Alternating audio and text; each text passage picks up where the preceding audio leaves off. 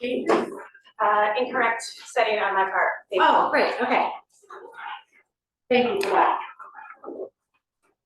Okay, so now we'll move on to approval of the agenda. Do any commissioners have edits to make to the agenda? Madam Chair, Yes.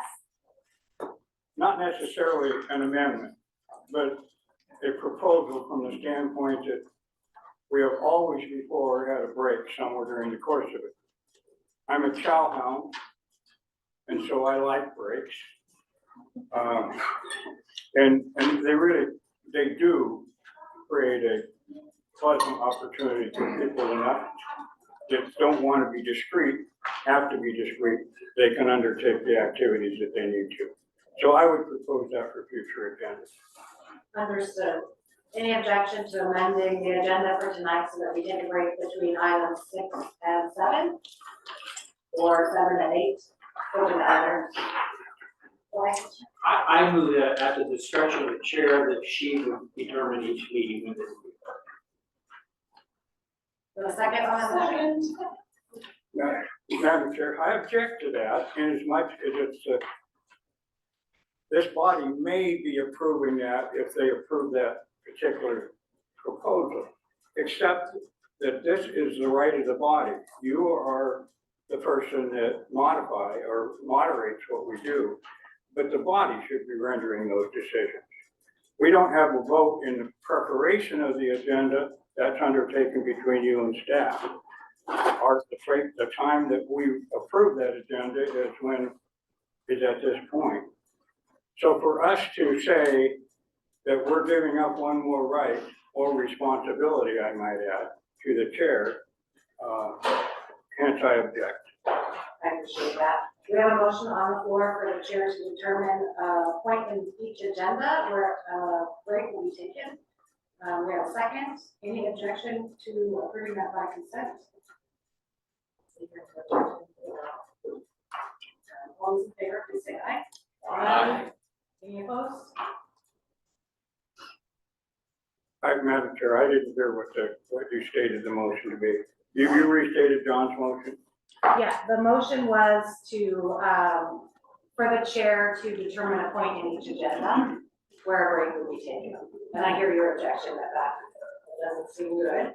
I saw 2 objections to that motion, probably adding residents. That motion does pass,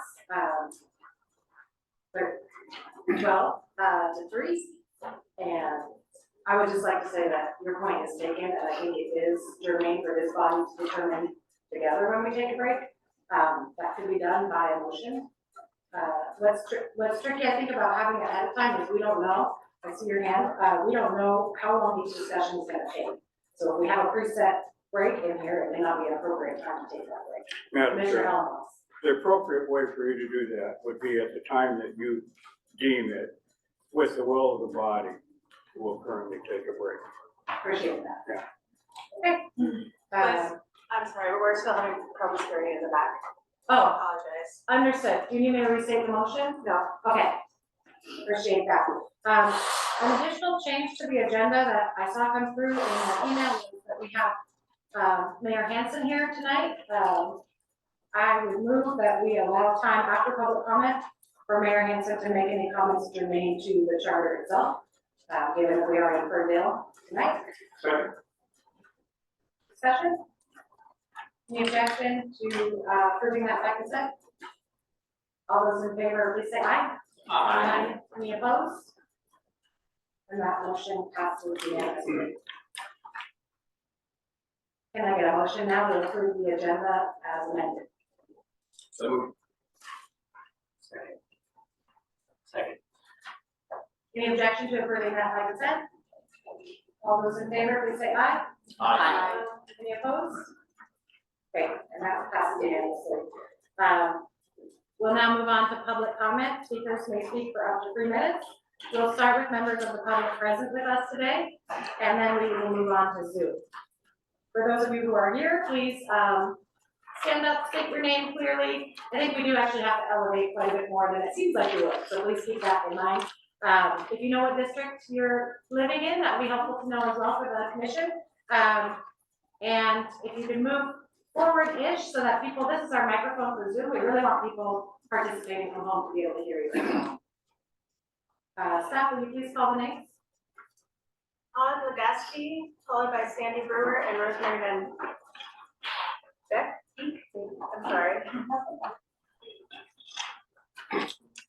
Good evening, Commissioner. My name is Todd Lagsty. I'm here as a private citizen. I have three main points I'd like to make regarding the reconsideration of reciting the Pledge of Allegiance. I'm going to go in reverse order so that you'll hear the most important one last.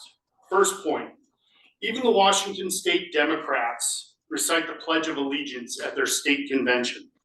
So it's not like there's anything offensive about reciting the Pledge of Allegiance. The state Dems had the Girl Scouts lead us and do the flag salute at our last convention. And I think if you're an elected representative and you don't want to recite the Pledge of Allegiance, you might be in the wrong line of service.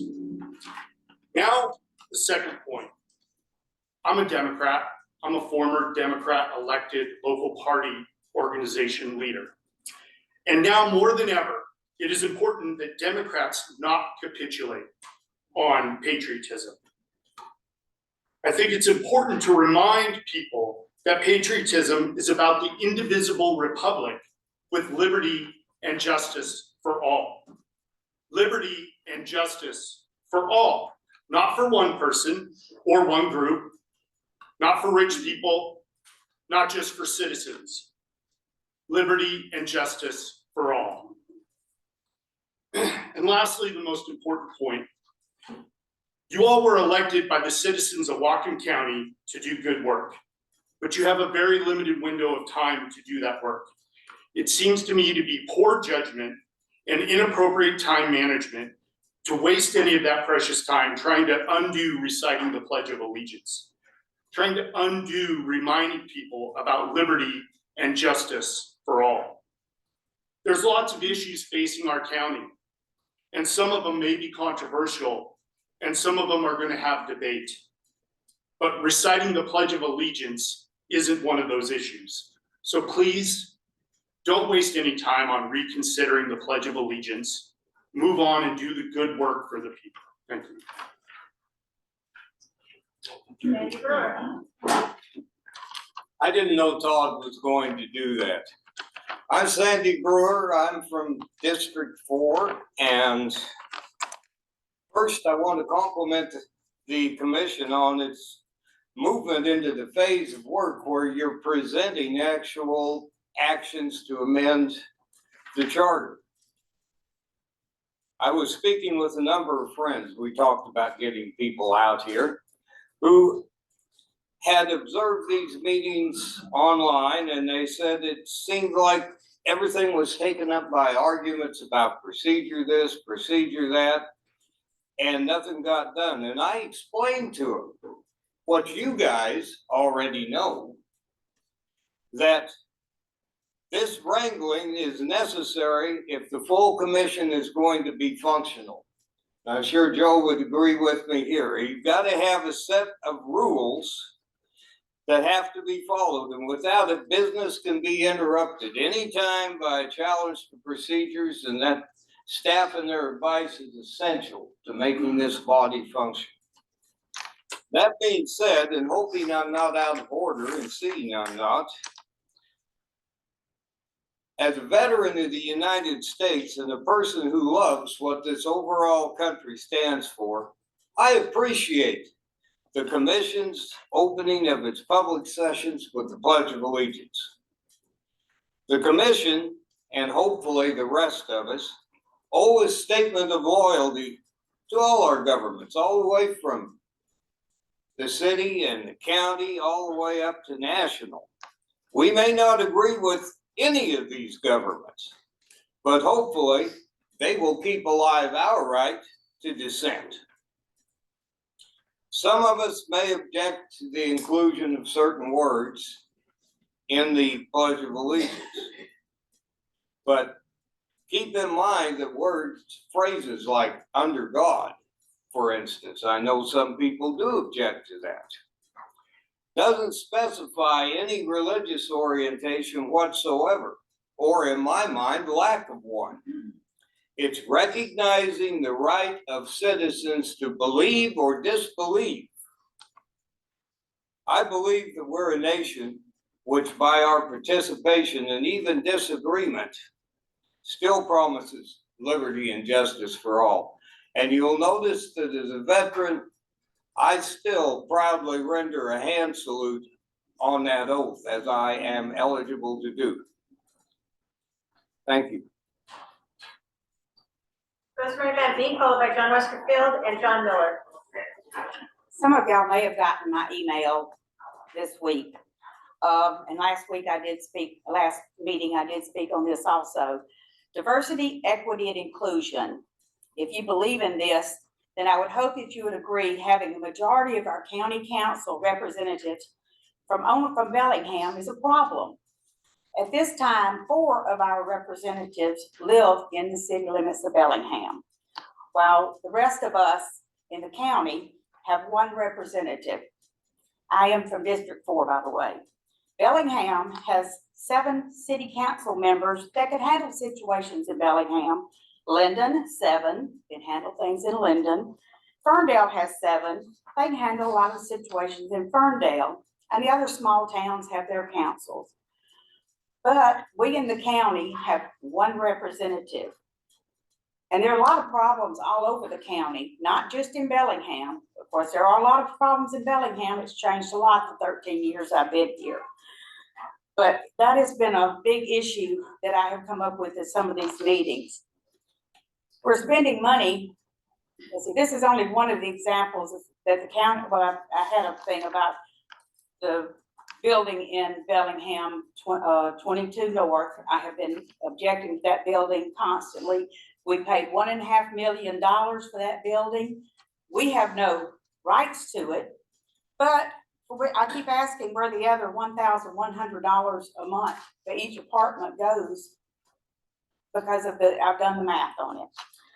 At this point, Bellingham has a voting population of 64,350. All the county areas have a voting population of 95,000. Of other municipalities, 95,386. But the county voters have 166,801 votes as of a few weeks ago when I called and got the numbers. Yet we only get 1 council member. Please consider giving us in the county a better option to get better representation. Thank you. John Westerfield.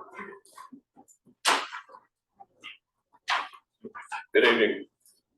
I also want to speak about the motion to reconsider the vote of the budget. John, I'm sorry, can you get closer to that little puck right there? Okay. Perfect. My name is John Westerfield. I want to speak also about the motion to reconsider the vote to recite the Pledge of Allegiance.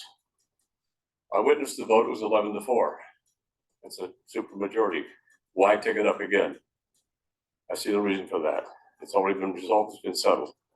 Furthermore, those of you who would like to reconsider it stood over as many flag brave coffins as I have with police officers and soldiers, you might feel differently. Please do not do this. John Miller.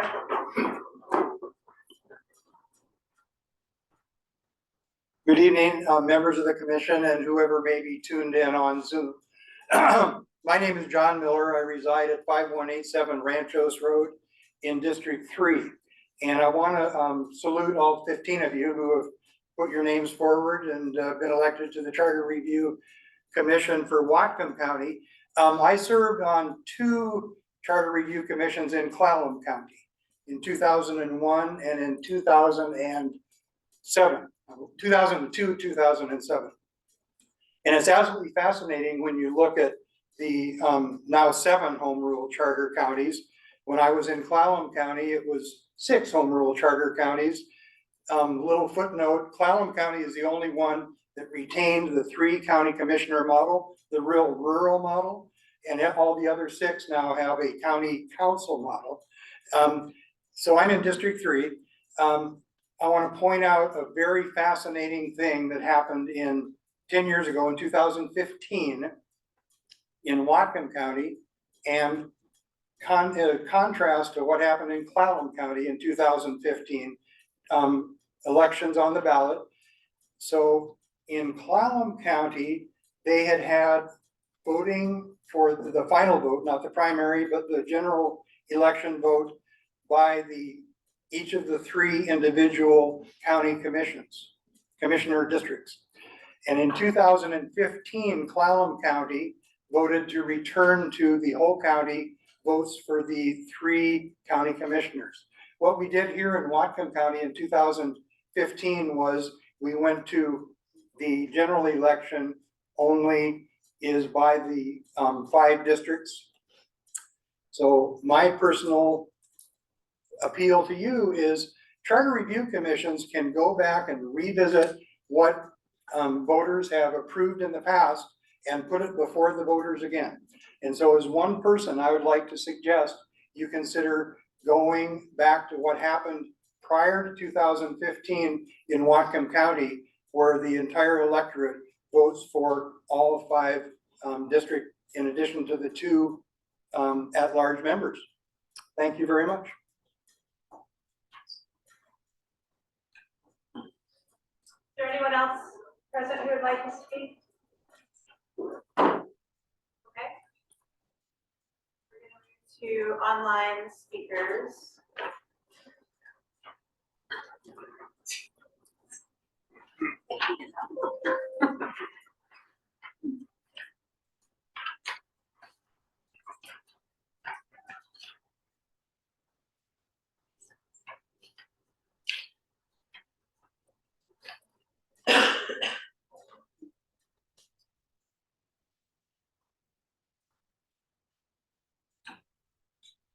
So first we'll go to Marcus D.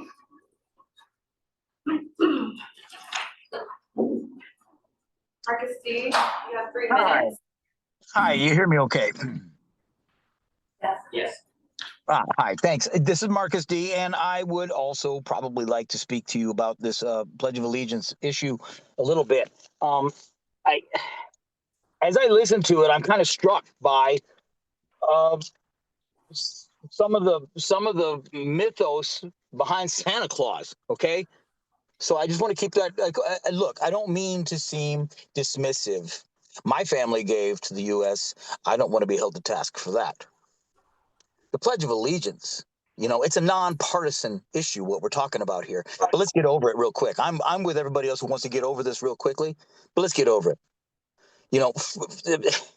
The flag that we would pledge to, for which it stands, one nation under God. Yes, of course, there are several people and several different religions in our community who have a real issue with being put under God as an allegiance that they might pledge themselves to, right? Indivisibility, is that something that we really experience in America today? Can we all grow up a little bit? This is kind of childish at this point. I'm not kidding. Just move on with the work that we've got to do. I'd like to talk about that too. Liberty and justice for us is pending, okay? It's not here for all. It's not here for our various religions. It's not here for our immigrant community. It's not here for the POC in our community. It's not here for the homeless at all. Indigenous nations, come on. Do you think that they have liberty and justice yet? So here's the deal, guys. Why don't we spend our time doing the work that we're supposed to be doing right here, reaffirming our commitment to the treaties, especially as it relates to adjudication, okay? This is a nonpartisan, everything that I'm talking about is nonpartisan. In fact, your work is nonpartisan. You should be very interested in trying to get the compliance of executives when city and county councils make a resolution that they want something done. How do they get that work done? They're just a legislative body. They can't make the executive do that for you. In the counties,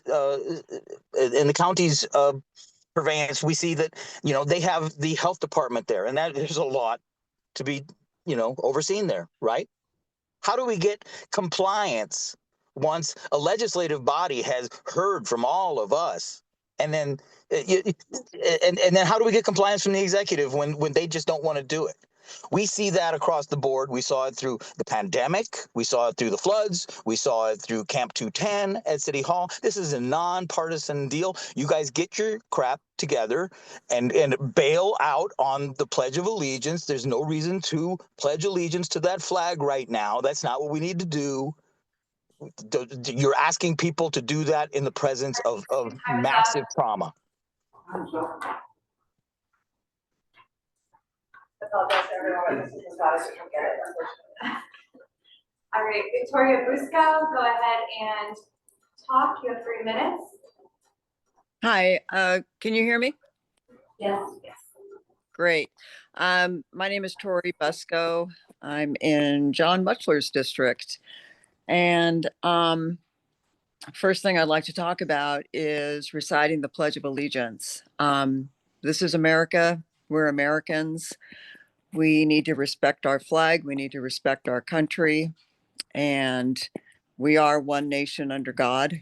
And the Pledge of Allegiance needs to be recited. The next thing, real quick, making the prosecuting attorney a nonpartisan office. I don't agree with that. I think a person's political affiliation says a lot about their values and the kind of job that they will do. I want to know as much about a person who's running for office. I want to know as much about them as I can. And I think political affiliation is very important. And that's all. All right, next we'll go to Marv Sally Mickley. Go ahead and talk. You have 3 minutes. Yes. Thank you. So being elected to the position of Charter Commissioner, writing county policy for the next 10 years puts a lot of responsibility into your hands. Thank you for taking it seriously. By electing you, our communities have expressed confidence in your skill and ability to complete this task at hand. Having attended the last meeting of the commission, this observation in the discussion seemed to be a good deal of bogging down in details. And rather than becoming mired in these details, we urge you to focus on the main purpose of the commission, listening to constituents, discussing options, and voting on policy, the reasons for which you were elected. Thank you.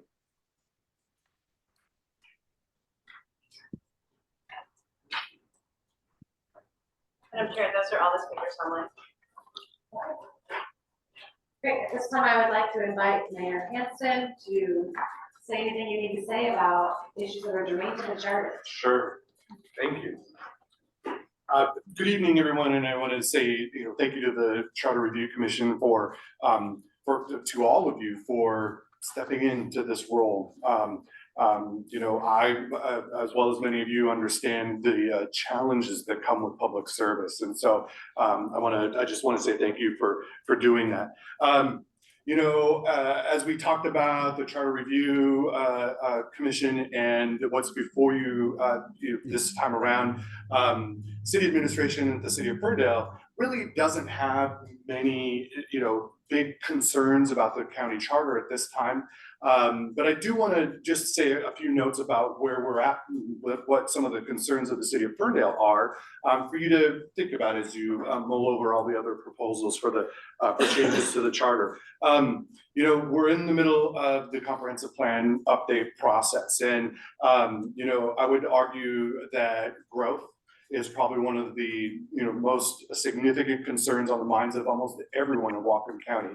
All of the issues around growth impact almost every single individual in Whatcom County in one way or another. So whether we're talking about, water rights, or whether we're talking about building a road through your neighborhood, growth is impacting everyone.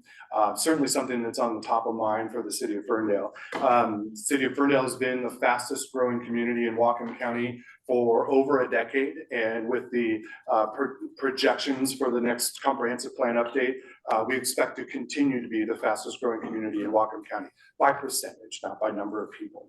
And so, the vast majority of the concerns that the city of Ferndale has related to Whatcom County and Whatcom County government revolve around either the comprehensive plan update or all of the planning and infrastructure that goes into accommodating the growth that's coming. Let's face it, we're going to continue to grow. So whether we love and embrace the idea of being a rural county, or whether we despise that, the growth is coming. And so from our perspective, keeping an eye on how we best manage that growth to maintain the quality of life that we enjoy in this county is what should be top of mind. Growth, like I said, impacts everyone. So, on behalf of the city of Ferndale and the community of Ferndale, I just want to say thank you for holding these meetings in these small cities so that our citizens have an opportunity to listen and observe what the Charter Review Commission is doing, and listen and observe what it means to serve your community and do this kind of hard work that isn't always popular, but is absolutely necessary. So I'll just leave it at that. Thank you again. Thank you so much, and thank you for hosting us here in your beautiful library. I also wanted to thank the staff for making the trek out here and getting all this set up. I know that 10 years ago, Zoom wasn't a consideration as part of the charter work, and so just really appreciate you all making that happen for us. Okay, so we're going to move on to motions. One thing I just wanted to explain for benefit of the public and commissioners who don't know is that the way to get a motion on the agenda is to send it to staff, and then they send it to Vice Chair Jennifer and I for approval. If it's relevant, so far we have approved it because we want the commission entirely to discuss and decide on things, not just one or two people. So that's how that happens. And with that, we're going to move on to this motion to reconsider the vote to recite the Pledge of Allegiance at the beginning of each meeting. And I'll turn it over to Commissioner Fitzgerald. I will move to reconsider the vote to recite the Pledge of Allegiance at the beginning. Please speak out. Apologies. I motion to reconsider the vote to recite the Pledge of Allegiance at the beginning of each meeting. A second? Second? Oh, can I make a second? Yeah, you get a second. And Discussion on this motion. Commissioner Ray. yes, first of all, I want to apologize to Hannah Ordos for getting angry with her at the last meeting. Second, I want to just explain that it came up as a surprise because I had thought that we had a general agreement that anything that comes up will be on the agenda beforehand, properly noticed, and we have time to prepare for that. And this came out as in new business, and all of a sudden a vote on that. So there was no time to prepare for that, which was something that took me completely by surprise. I'm hoping we don't do that going forward, and if we have to adopt a rule to do that, I hope we do that. That's just fairness for everybody. I want to make a plea here for unity and diversity. American patriotism centers on a constitutional commitment. It's the one, we took an oath of office, all of us, that starts with the Constitution. A constitutional commitment to freedom, including freedom of speech, freedom of religion, freedom of conscience. In 1943, in the middle of World War II, the Supreme Court ruled that the Constitution prohibits requiring the Pledge of Allegiance. I'm quoting directly from the decision. If there is any fixed star in our constitutional constellation, it is that no official, high or petty, can prescribe what shall be orthodox in politics, nationalism, religion, or other matters of opinion, or force citizens to confess by word or act their faith therein.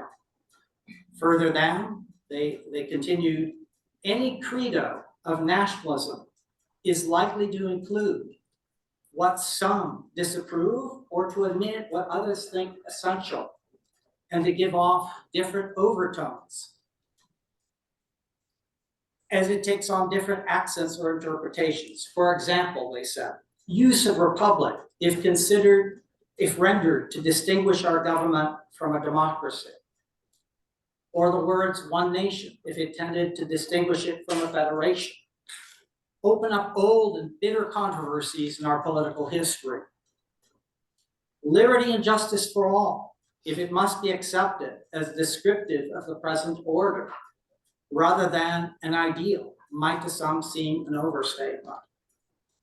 Like all of you, I took a solemn oath to support the Constitution of the United States and the freedom at its core, including the freedom to differ, to dissent in a nation founded by dissenters. That is what binds us all together. Not a pledge that divides us because for some it violates religious beliefs, that's how it actually got to the Supreme Court, and for others it violates secular beliefs. Many of my closest relatives were career military officers, and I myself served in the Department of Homeland Security. And I can tell you that respect for constitutional freedoms and the overarching need for unity is why the Pledge of Allegiance is not used in military service or Homeland Security, and why US law specifies that when in public, quote, persons in uniform should remain silent and face the flag and render the military salute, end quote. The only oath taken by members of the armed forces opens with a commitment to, quote, support and defend the Constitution of the United States against all enemies, foreign and domestic, and to bear true faith and allegiance to the same, end quote. It is an oath that unites rather than divides, just like the oath we all took this month. Some have indicated wanting to require a land acknowledgement. I believe that is inappropriate for the very same reason. I ask all of you, in the spirit of the oath we all took, and out of deep respect for every member of this diverse commission and this diverse public we represent, not to impose anything beyond the oath that unites us in common commitment to personal freedoms, and to the only task we have been assigned, to uphold the charter and ordinances of Whatcom County and propose amendments in the public interest. Thank you. Until he was arguing. I think. Oh. Can we have folks Thank you. watching on Zoom, mute yourself, please? Thank you. The motion at the last meeting caught me off guard too. I don't in any way think it was intended to. I'm sure it seemed obvious. I think county council does this at the beginning of every meeting. Clearly, I've never been on time for a county council meeting. My wife is the early one in our family, late one. But I don't regret my vote. I'm one of the four who voted against it. And I know we're eager to get on with business, and I look forward to making a motion to proceed with kind of an orderly schedule for how we can review the charter. But I do appreciate the opportunity to explain a little bit. I voted no because the pledge feels political to me. It has been co-opted, unfortunately, as a partisan political statement, not just a pure expression of civic values.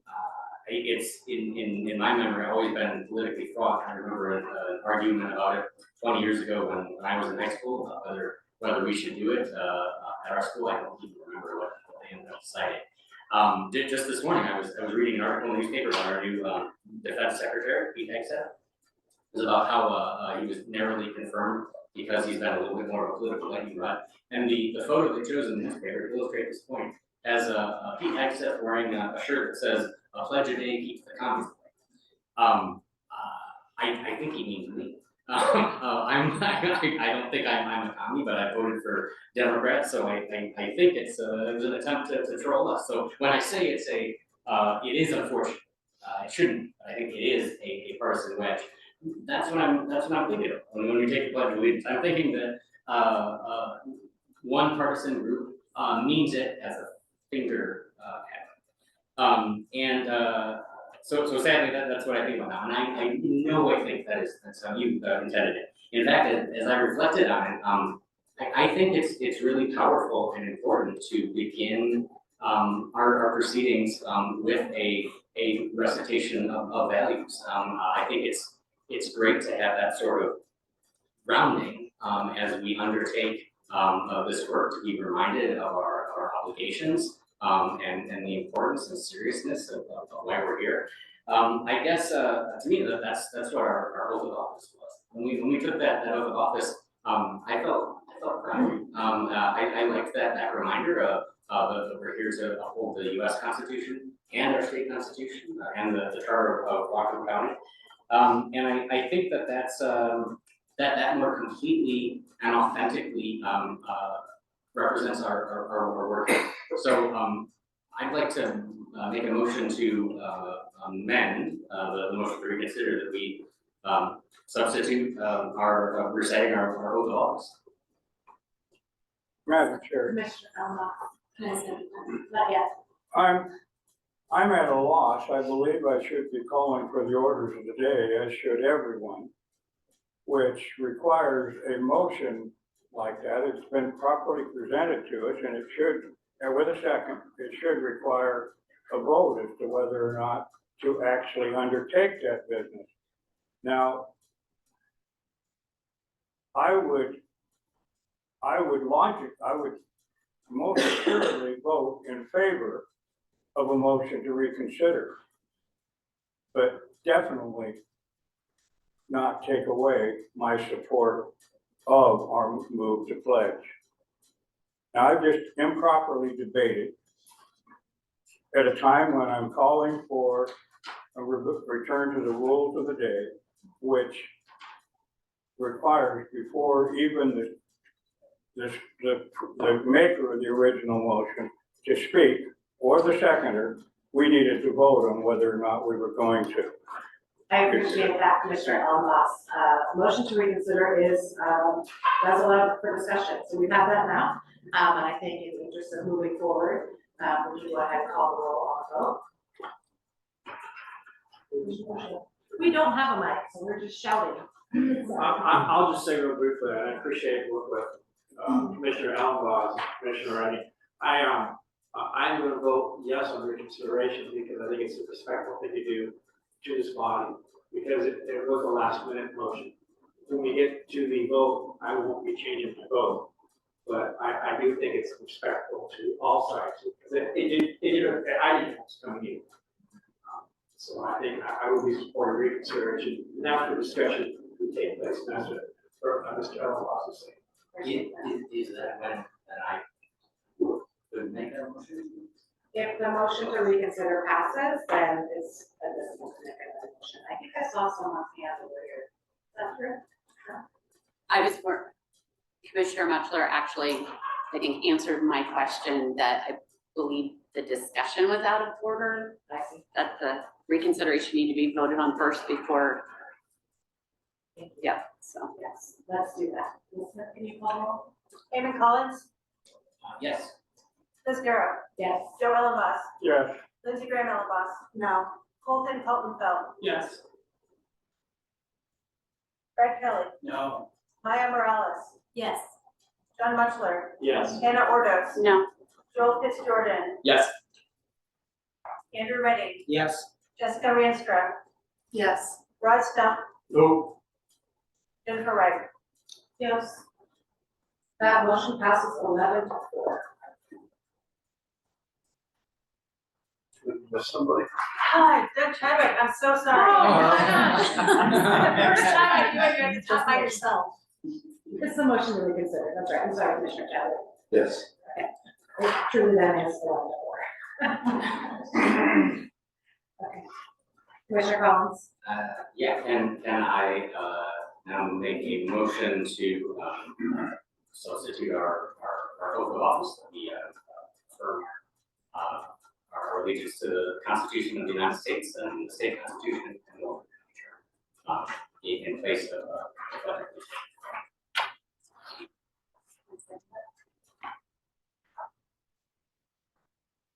We have a motion and a second, any discussion? Can you restate that motion? Yeah. I'm proposing, that we begin our meetings, with, reciting our oath of office, instead of the, allegiance.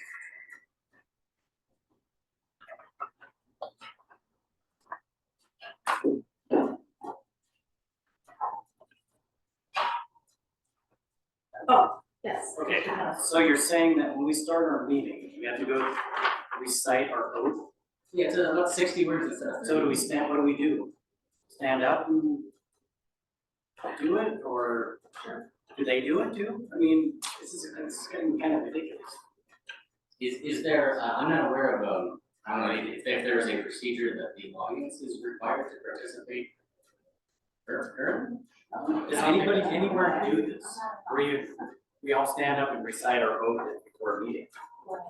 I've never heard of that.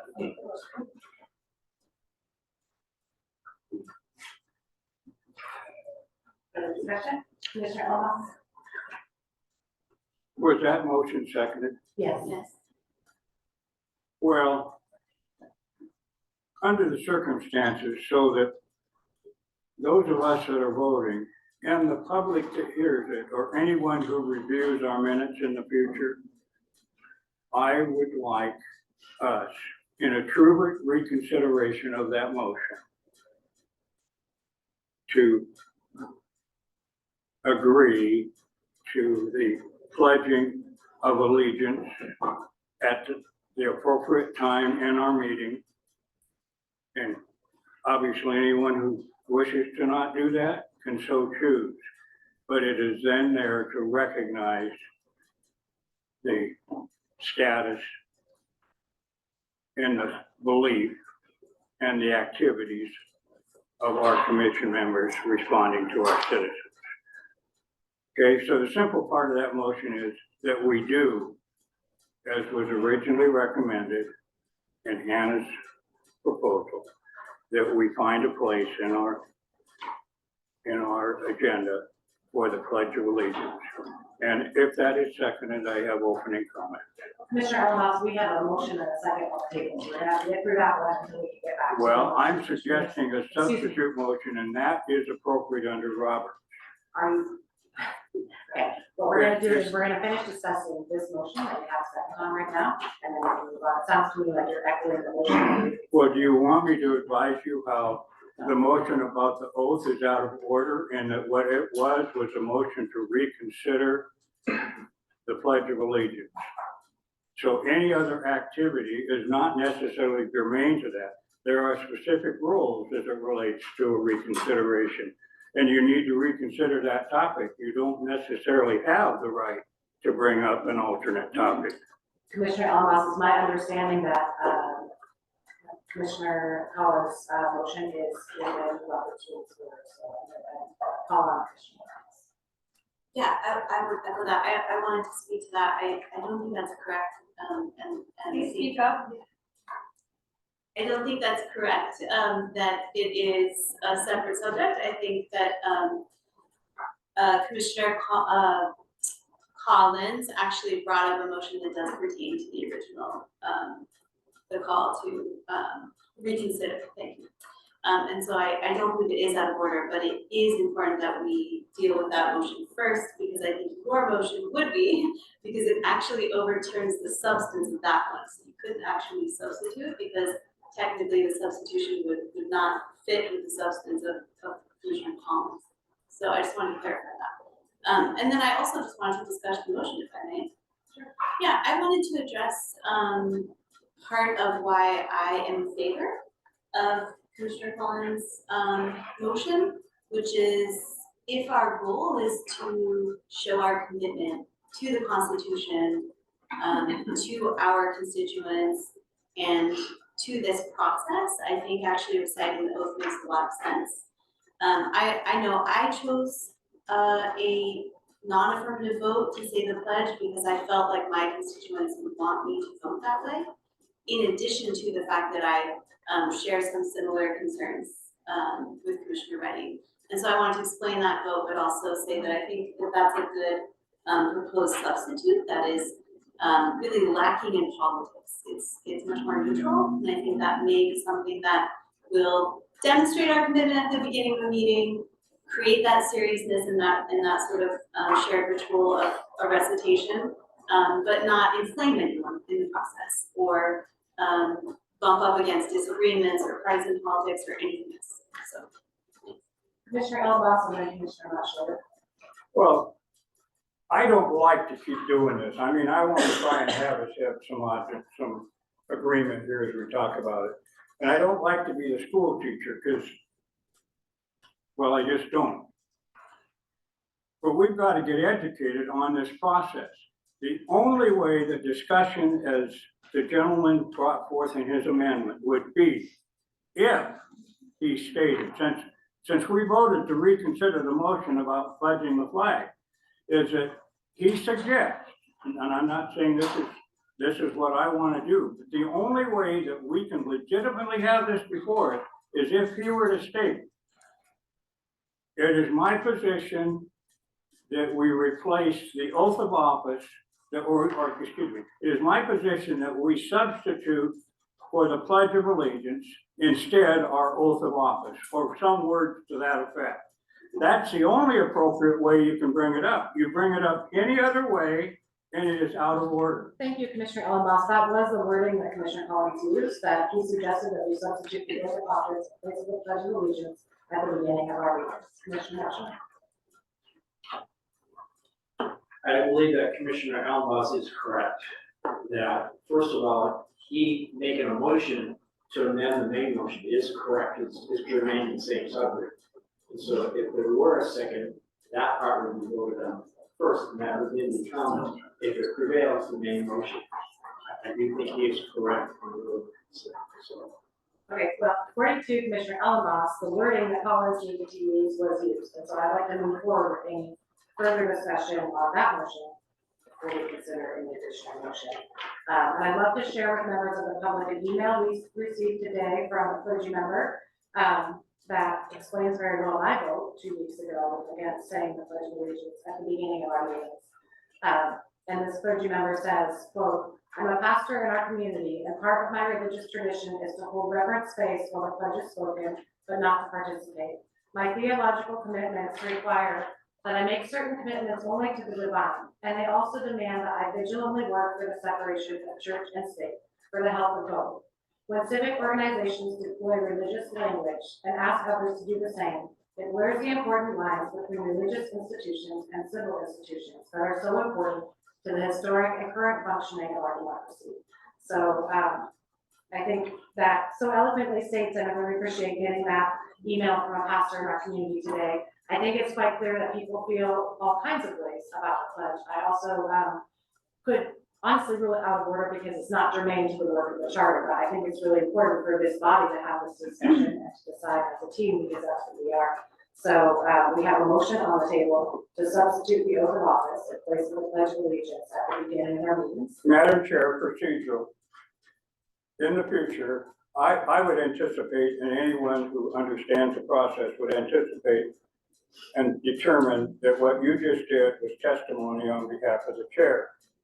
What you need to do when you do that is pass the gavel to your vice chair, because you cannot both hold the dominant position and be debating as a member. I appreciate that, Commissioner Ellenboss, and for that reason I didn't speak the last time. You just said it was your reason. You're out of order, Commissioner Ellenboss. Let me finish, please. I'm sorry, I guess I'll just have to be out of please. order from time to time to make sure you. Commissioner Ellenboss, you're out. Let me finish. Fine, I understand that. The point I was trying to make is that the last time that this came up, I didn't speak my opinion because it is true that under Robert's rules, while I am a member of this commission, with equal power as any of the rest of you state my position. I have respect for the role that was elected to, so I didn't state my position. Having received this email from the pastor today that came to all of us, I felt that it was important to bring that piece of the conversation into this room. And so I will also not be changing the vote. But what we have right now is a motion to substitute the oath of office in place of the pledge of allegiance at the beginning of our meetings. That's what I'd like to call. Liz Garrow. Sorry. Go ahead, Commissioner Anderson. I'm trying to figure out where appropriately I can have discussions. So I'm trying to figure out if I should be waiting until after Commissioner Ellenboss makes his substitute motion. We don't have. I just want to make sure that I have an opportunity to have discussion. And I'm figuring out if it's, I'm not sure if it's more appropriate here or after Commissioner Ellenboss speaks again. But since I am the one that made the motion at our last commissioner meeting, I feel that I probably should add any additional clarification. My intention with that motion, procedurally correct underneath new business, wasn't to start a windstorm. It truly was, I am a representative of District 4. I had received feedback that that was what my community was asking me to put forward. It wasn't in time to amend the agenda. I heard public comment from another member in my district that I felt like that was the appropriate time to do it procedurally. I would not have brought this up, but Commissioner Redding did bring it up. As I shared with Commissioner Redding, my intention clearly was not to do anything to upset him or anyone else with my motion. I was representing my community. But I'd like to share why, and I am an elected official and I am here to represent District 4, but we've now shared some personal reasons of why we want it or don't, and so I'll share with you my reason.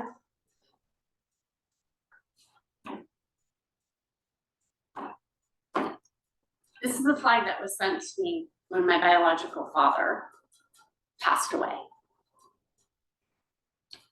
He was not a good father.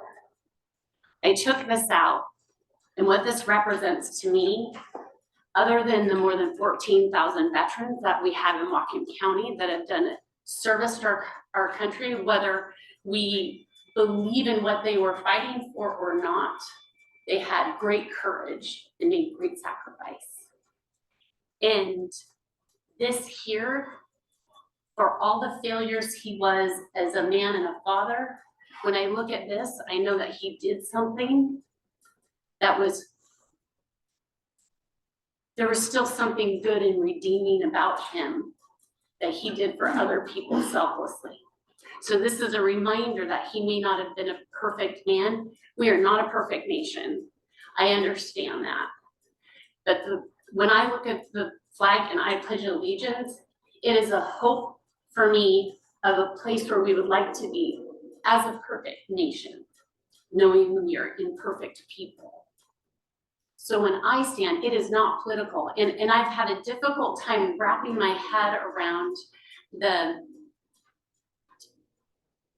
some individuals that have held my feet to the fire on my convictions about putting this motion that was done so innocently and so purely for my community that I never thought I would have to defend this or say something personal about it. But I was kind of put in that position today. So I'm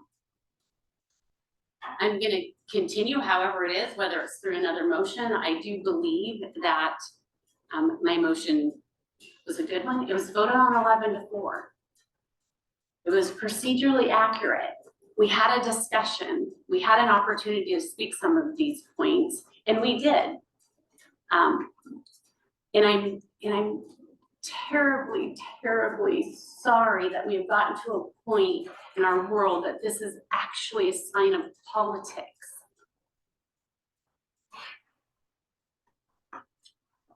I won't be voting for.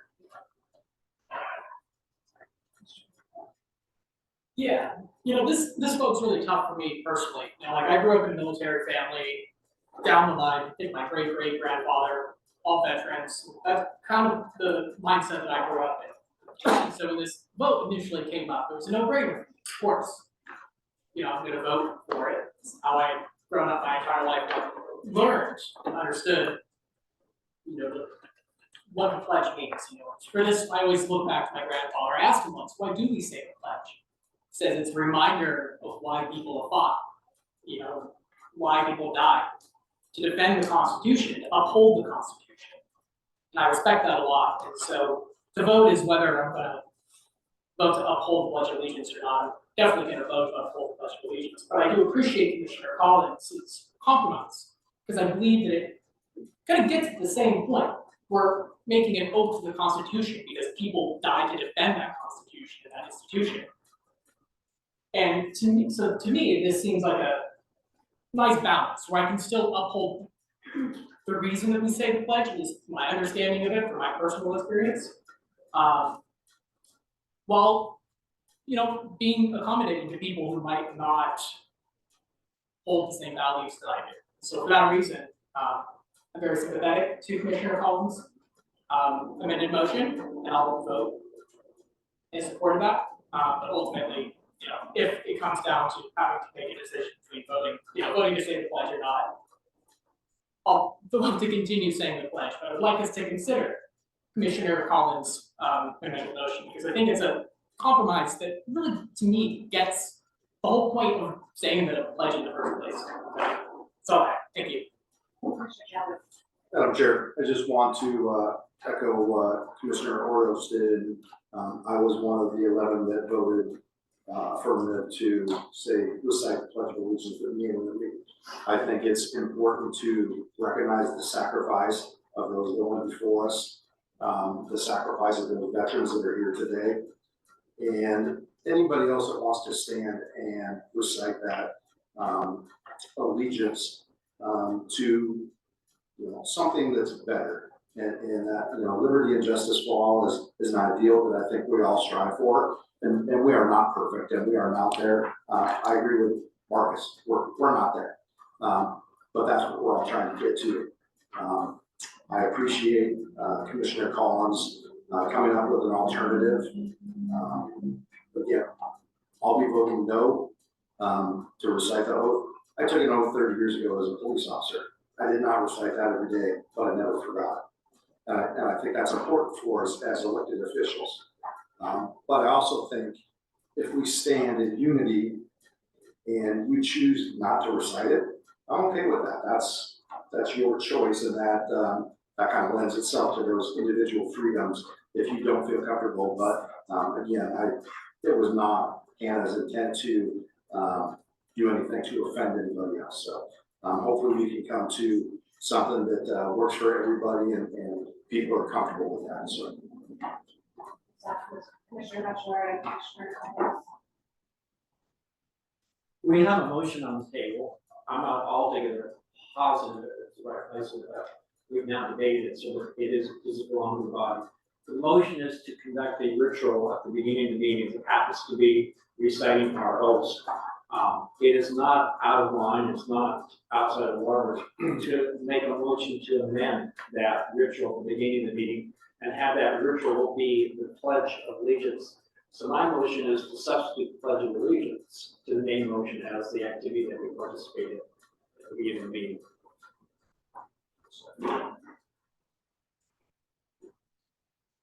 Okay, so to be clear, we're voting on an amendment to the motion prior to voting on the motion.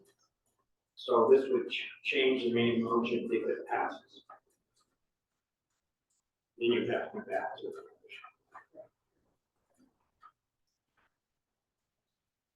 Seeing no discussion, oh, sorry, go ahead. Thank you, sir.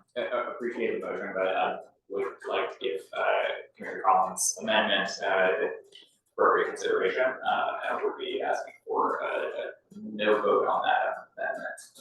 Can we have wording on it? The amendment that I heard from Commissioner Butler was to amend the main motion, which was to substitute the oath of office in place of the Pledge of Allegiance at the beginning of our meetings. To amend that main motion to recite the Pledge of Allegiance at the beginning of our meetings. Were you finished, Commissioner Fitzgerald? Okay.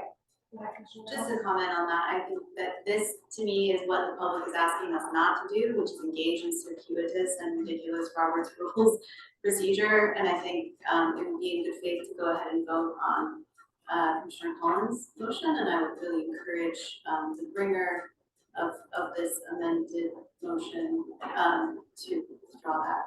I know I've withdrawn a motion in the past out of respect to the body, and I'd like to ask for the same.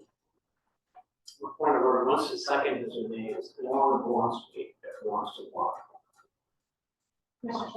I think the public is exactly asked for Joel to rescind his motion at the beginning. I think that's what they were asking for. They weren't asking for us to, they didn't want us to debate it at all. They wanted to withdraw that, say their pledge, and get on with our meetings.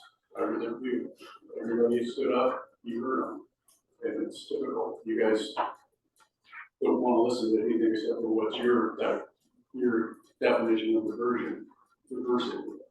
You don't want it to be consider our diversity, and it's just difficult. It's just plain and simple. Point of order, just to all this, it's not healthy to ascribe mortgage to other people. We need to think about our differences. I don't know what the mortgage are. I think that the interest of the county. So, I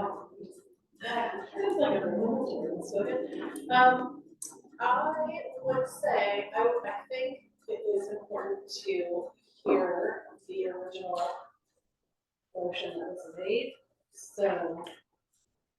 Substitute probably vote against, although I hear, for this on this. I think we should let whatever was brought up and second that be voted upon without amending it to the opposite, because that to me seems like we're going in circles and, so that's worse. I think we've all kind of planted our flag somewhere on this, and I don't know if further discussion is really in the interest of getting things done or the public wants, so I would like to make a motion to call the question. I guess we need to take Commissioner Bachelor's first, so. The question is to amend the main motion to recite the pledge of allegiance, so going back to the original motion that we passed 2 weeks ago. So to be clear, a yes vote on this motion is to basically change the original motion. That it would be a pledge of allegiance, and that motion would be voted up or down. Is that your understanding? Yes, and should this motion fail, we'll vote on the original motion that Commissioner Collins put out.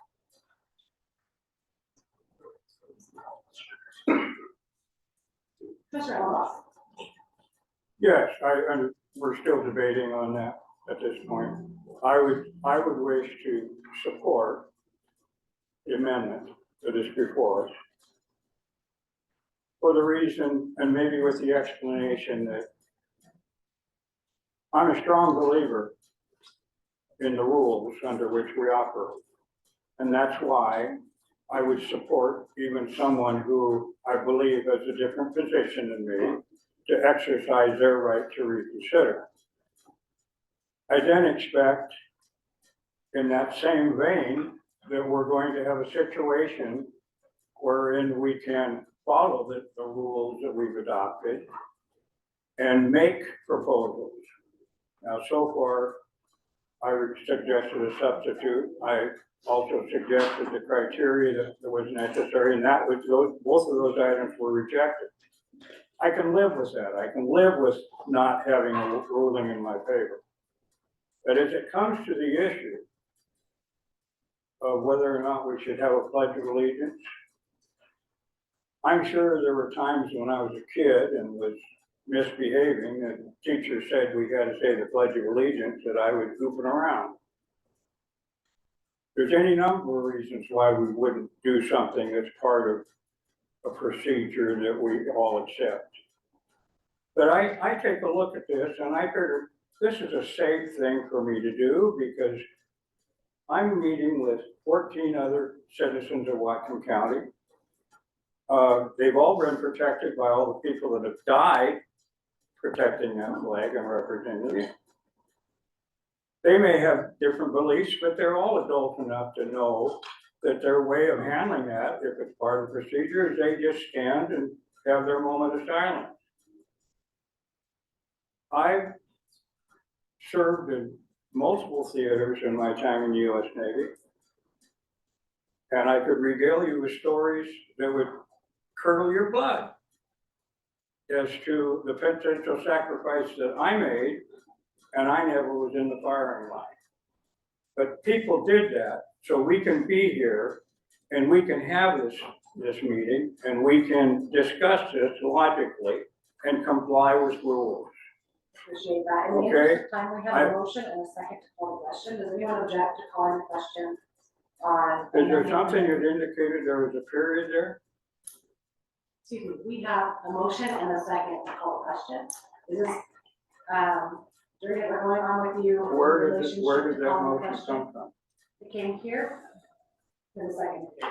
Yeah, but it was, first the vote had to take place on the amendment. Point of order, I believe, motions to call the question are not discussable by the Robert's rules. So what we're gonna do now is vote on the amendment that Commissioner Mutchler made to amend the main motion to recite the pledge of allegiance at the beginning of each meeting. Liz Garrett, No. Joe Ellenboss, Yes. Lindsey Graham Ellenboss, yes. Colton Heltenfeld, No. Greg Kelly, Yes.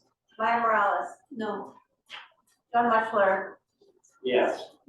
Anna Ordos, Yes. Joel Pitts Jordan, No.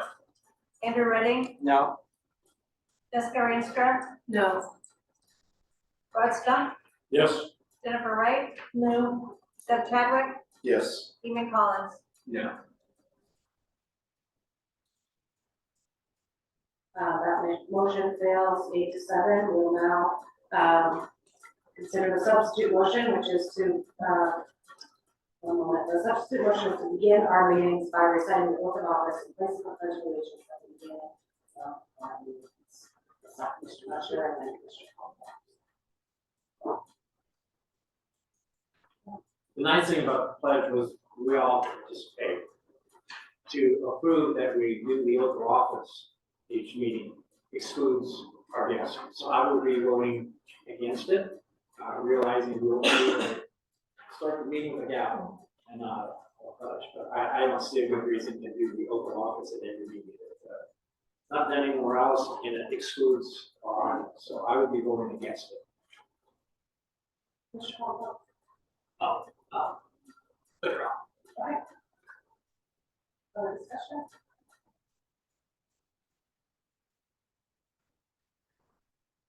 I'm just gonna say, what Andrew said earlier, he did have words with Hannah about being upset about us voting to pass the pledge at the beginning of the meetings. And I'm curious if anyone else who's changed their mind has similar conversations, because I did take that as an effort to maybe intimidate. And I feel like bringing this back up, everyone who voted, multiple people who voted yes originally are changing their vote tonight. And I just want to know if anything like that might have happened.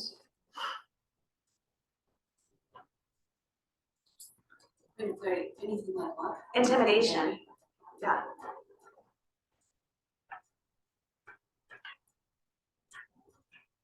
We don't expect anyone to answer, but I think it's fair to bring it up. Commissioner Stump. So when I got elected, I've had a bunch of my people in my community, District 5 and friends and family and everybody that just told me bring common sense. And as a parent, as a grandparent, common sense is you don't, when somebody has a temper tantrum, you don't give them what you want, otherwise you're just gonna keep getting temper tantrums. And that's what we're giving into for this. That's all, plain and simple. And so I just ask that we use common sense, say the pledge of allegiance, and move on. That's just.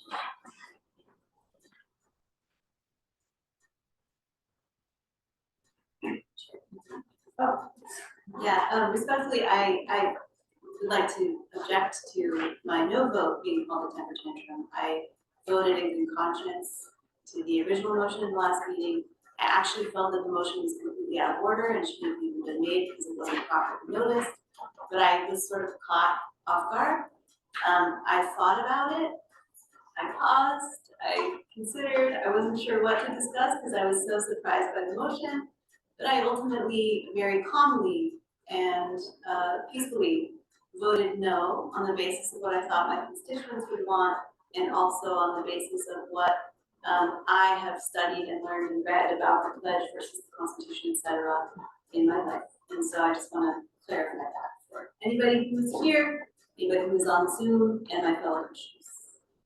Commissioner Yeah, Hannah, my anger was not over the pledge itself. It was over, as I stated, the fact that this was brought up in a way I thought would not get brought up in the meeting. I thought there was going to be proper notice on everything, and so at the very end of a long meeting, to suddenly have this pop up without any prior notice was the thing that was of concern to me. And you know, and I've apologized for you to you for getting angry about it. You know that, and I hope you're willing to accept that apology. Please return to the orders of the day. Yes, Commissioner Sell. I'm gonna ask that, Yeah, I just wanted to be very clear. We have voted down the pledge, and I think Robert's rules and our own integrity says that's what it is. But I think the main motion should also fail. I think it's very obvious, it's not the purpose of no.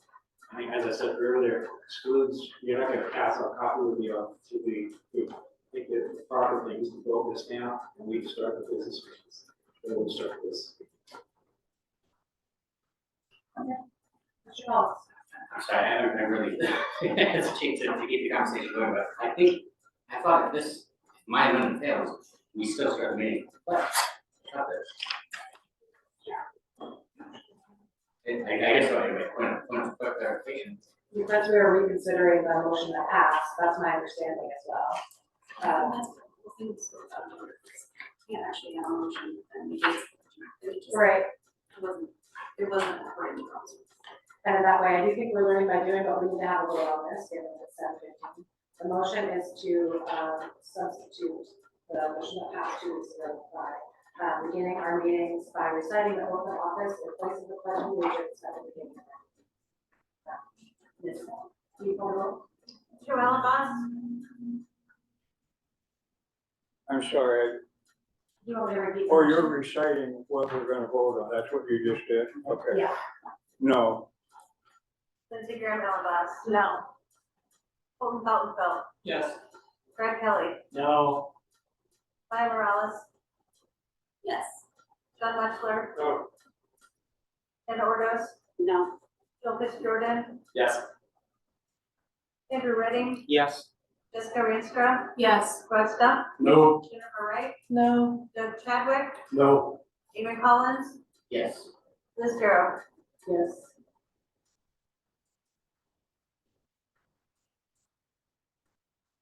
And that motion fails 8-7.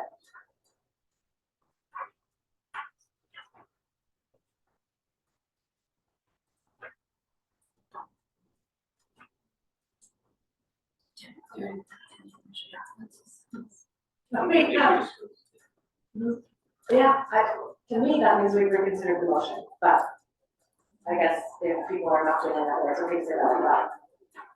The question that's being murmured is, are we still reconsidering the motion? To me, that was a reconsideration of the motion. That was actually a substitute, so I would think now we vote on the actual original motion, which is for the Pledge of Allegiance, correct? Yes. That's fair enough.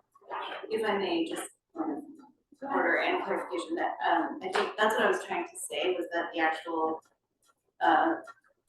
the order of motions was incorrect in the substance of each motion.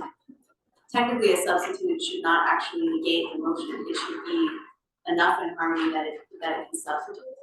And so technically, according to Robert, none of this was in order, which is why we're confused. I disagree. But I I would think say the substitute motion was in order, but Yeah. what are you asking for? So I guess I would say that I think in the spirit of the fact that we actually already voted whether or not to have the pledge, that we should just on that vote, because it's really quite. Commissioner Rienstra. I appreciate that point of view. My understanding when we took those votes was that we were voting either to take time to restate our oath to the Constitution or to the flag, and then voting to restate our oath to the Constitution. It was not then going to take away from the opportunity to continue to pledge the allegiance to the flag, and I would appreciate to have that. The question. Okay. You're saying you'd like to vote to reconsider the original? I believe that would be appropriate. I'm open to discussion if that's not. That sounds good to me. I'm happy to take that vote and Commissioner Fitzgerald. Madam, I'll be very, very brief, but I really appreciate the discussion today. I brought this forward as. We can't hear you. Apologies. I really want to thank everyone for the discussion today and brought this forward as a way to slow things down a little bit. I will be holding my original yes on the vote at hand, just by way of explanation. I do not believe it is right to, just as I don't believe it is right to compel someone to conduct pledge allegiance, I do not believe it's right to prevent someone from. We'll be holding that yes vote from either. Commissioner Wexler. Yeah, I think Commissioner Reinstrup is right, if I understand you correctly. I mean, I don't read people's minds. There may be people who prefer the oath at the beginning, but might also prefer something rather than the oath. So I believe she is correct that there should be a final vote on the side. Did we hold with the original motion? Was made by Hannah and seconded, or did we do a new motion? Sorry, this is something I'm not familiar with. Maybe Commissioner Alvarez knows this. I'm sorry. I'm just asking if we're gonna re-vote on this, do we need a new motion and second? No, the original. You're fine. You're the pilot. I've already given my opinion. What a refreshing perspective. Okay, we're gonna go with the original motion and second. Would you call the roll, please, Ms. Smith? Can you restate the original, what motion you're talking The about? motion is to say the pledge of allegiance at the beginning of each meeting, and I believe that motion, I know that motion was made by Commissioner Ordos 2 weeks ago, seconded, I want to say, so, Commissioner Sells. Okay, Lindsey Graham Allenboss. We'll make it very quick. I'm voting to support or not Hannah's original motion. Yes. Yes. Holden Colton Phil. Yes. Greg Kelly. Yes. Ryan Morales. We're voting on saying the pledge or not. Oh, I'm listening no. John Mutchler. Yes. Anna Ordos. Yes. Bill Fitzgerald. Yes. Andrew Redding. No. Jessica Rienstra. Yes. Brett Stump. Yes. Jennifer Wright. Yes. Jeff Chadwick. Yes. Amy Collins. Yes. Liz Darrow. No. Joe Obas. Yes. That motion passes 12 to 3. Yeah. All right, we've got one more motion to consider, and then I would suggest with the support of my colleagues that we take a break. That motion is to reconsider the vote to invite the auditor to the January 27th or February 13th meeting. Commissioner Fitzgerald. I move to reconsider the vote to invite the auditor to the January 27th or February 13th meeting, and we'll make comments on the Second. Madam Chair, just, maybe you know this, but the auditor is not available. It is coming on the 27th. Right, that's the whole purpose. I think it's Great. Yeah, it's January 27th or February 13th. With what we're- February 27th. Yes, they're February 27th, so yes. Right. Thank you, Madam Chair. Just also making this motion as slowing things down a little bit, but also to recognize some of the work that's been done over the interim on trying to get a broader schedule together, and we'll reserve comments on that. So a later point when that can maybe made. And with that, we'll ask for a yes vote on reconsidering this. Seeing further discussion, is there any objection to, I'm sorry, Commissioner Reinstrup? Thank you. Can I just clarify, you would not like to amend this to invite you on the 27th, but to include We're reconsidering, we have to know. Okay, thank you. That's the second. That, Madam Chair, Point of personal privilege once again. All that requires, this motion is not a necessity. All the chair needs to do is announce that the person is not available and we will take it up at a later time. That's all you need to do. Appreciate that. Commissioner Fitzgerald, did you have more to say about this? Okay, good. The auditor's not available at that time, so we're gonna reconsider it at a later point. And I think there's something further in, the agenda coming from Commissioners Elbach and Fitzgerald, that will help us clarify that. So at this point, I move that we take a break for 7 minutes and we come back at 7:30. Yeah.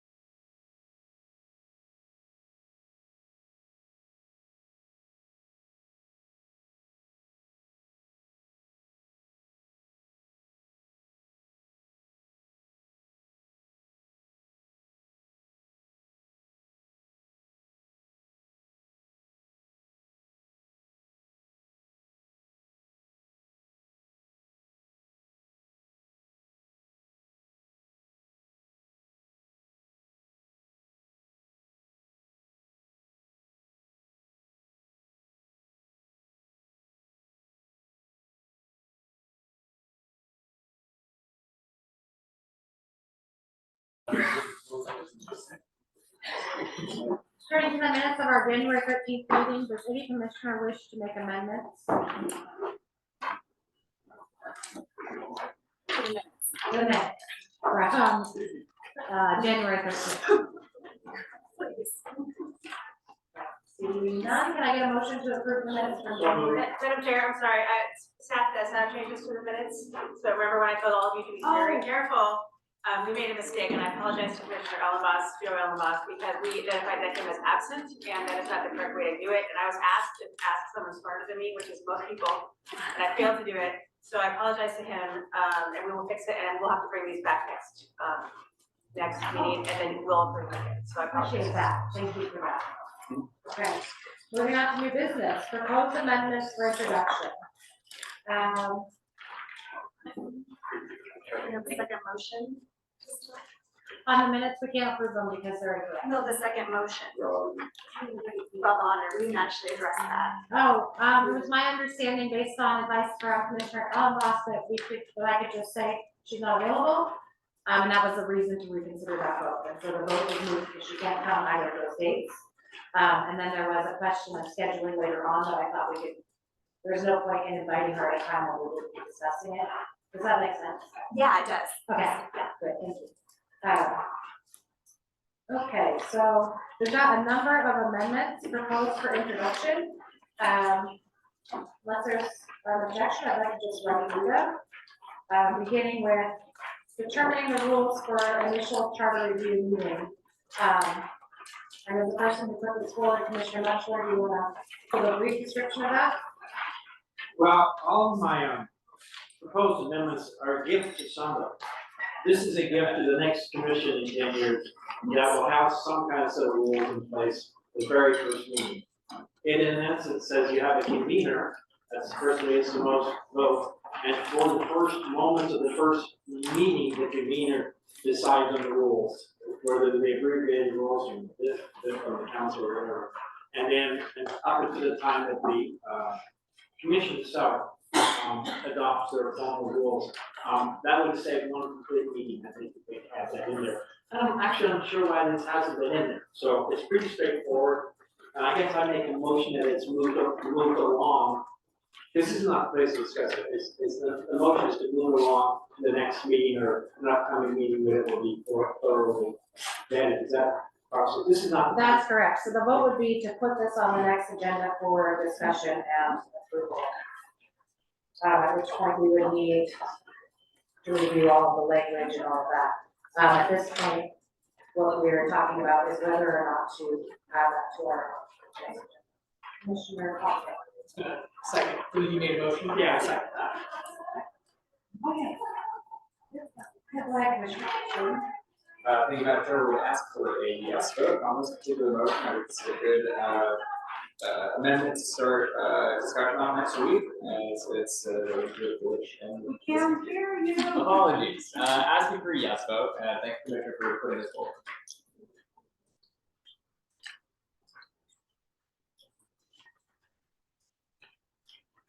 No further discussion. Ms. Smith, can you call the roll? Colton Colville, Yes. Greg Kelly, Yes. Maya Morales, Yes. John Muchler, Yes. Anna Ordos, Yes. Bill Fitzgerald, Yes. Andrew Redding, Yes. Jessica Riestra, Yes. Rod Stump, Yes. Jennifer Wright, Yes. Doug Chadwick, Yes. Amy Collins, Liz Darrow, Yes. Joe Ellenboss, Yes. Lindsey Graham Ellenboss. Yes. That motion passes 15-0.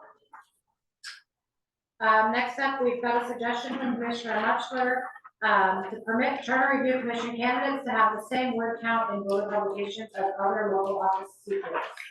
Commissioner Muchler? I think it's pretty straightforward. I think commissioners are important. And I think the way things are now with a very limited word count, it gives great advantage to people who have upper flags like myself, whose names are out there, name recognition laws. I think allowing, and even requiring, the same amount of words that are given to other local candidates just seems fair and more responsive to the citizens who are trying to make these important decisions. Pretty straightforward. It says whatever, if allowed for people that run for county council, city council, mayor, or that ward count is, it'd be the identical ward count to the commissioners that are running, and there'd be a little more paper cost, but I don't think it'd be that much. But I move that takes forward. I'll second that. I would like to consider actually having that on the agenda. I hear you. I would like to wait to have that on the agenda to vote until after we've spoken to the auditor. There might be some questions around that, and we do have some of those presentations lined up, so I think it'd be reasonable to wait until she's in front of us before we make a vote on something that affects that office. I concur with that sentiment, in that this isn't codified anywhere other than in state law as it relates to this situation. And it would be interesting in what criteria are laid out to do it. And this is an area where I would raise my hand and say, this is the charter, the basic constitution of our county, and it should not cover all the rules related to all the various procedures of the elected officials. So I'd say tread cautious. So to clarify, Commissioner Ellenboss, are you suggesting amending the motion to schedule this for discussion? No, I think we're just I'm sorry, discussing. I'm talking to the other Ellenboss. I'm sorry. That's okay. Why don't you just call me Joe? Or Farmer? Yes, so that's an amendment to the motion. I would like to make an amendment to the motion to schedule this amendment after the auditor has made her presentation. And Farmer Joe, are you suggesting that you are seconding that amendment? I don't know, I'm fine with it, yeah. Okay, so what we're gonna do first is vote on that amendment, and then we're gonna go back to the motion. Okay, so is there any objection to approving that amendment by consent?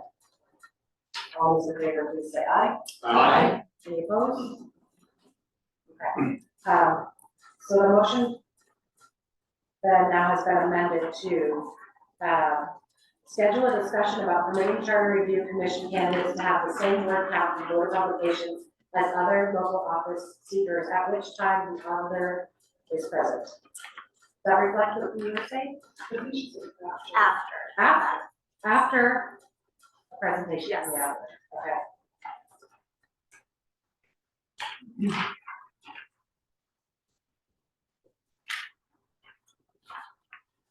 Seeing no further discussion, I'd like to, go ahead. Can I offer a friendly amendment that it could be up for introduction when the auditor is scheduled to come so that she could have the questions that we would send to her? And it would just be up for introduction and not voted on to the following week or the following meeting. Yes, yeah. That's the intent. Yes. Oh, That's my intent. great, okay, so the motion to discuss will be up for introduction. Which probably auditor is.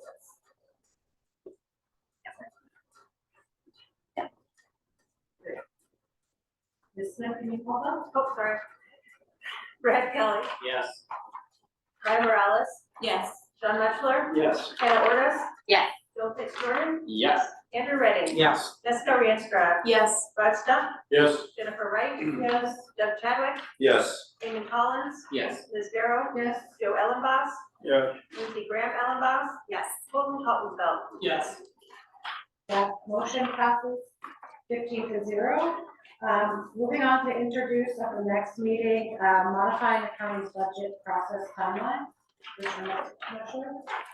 Yeah, the proposal is to modify what's in the charter, which is 75 days to 100 days. The time before the end of the budget cycle that the executive branch must bring its budget to council. This was something that came to me from a county council member wanting the time. I want the ground numbers, it's at 75, and I'm suggesting 100. If this is moved forward, those numbers can be changed by amendments, but that gets it. Commissioner Fitzgerald? Thank you, Madam Chair. I would move to amend the motion to place this on the agenda for when we may hear from the finance director or any other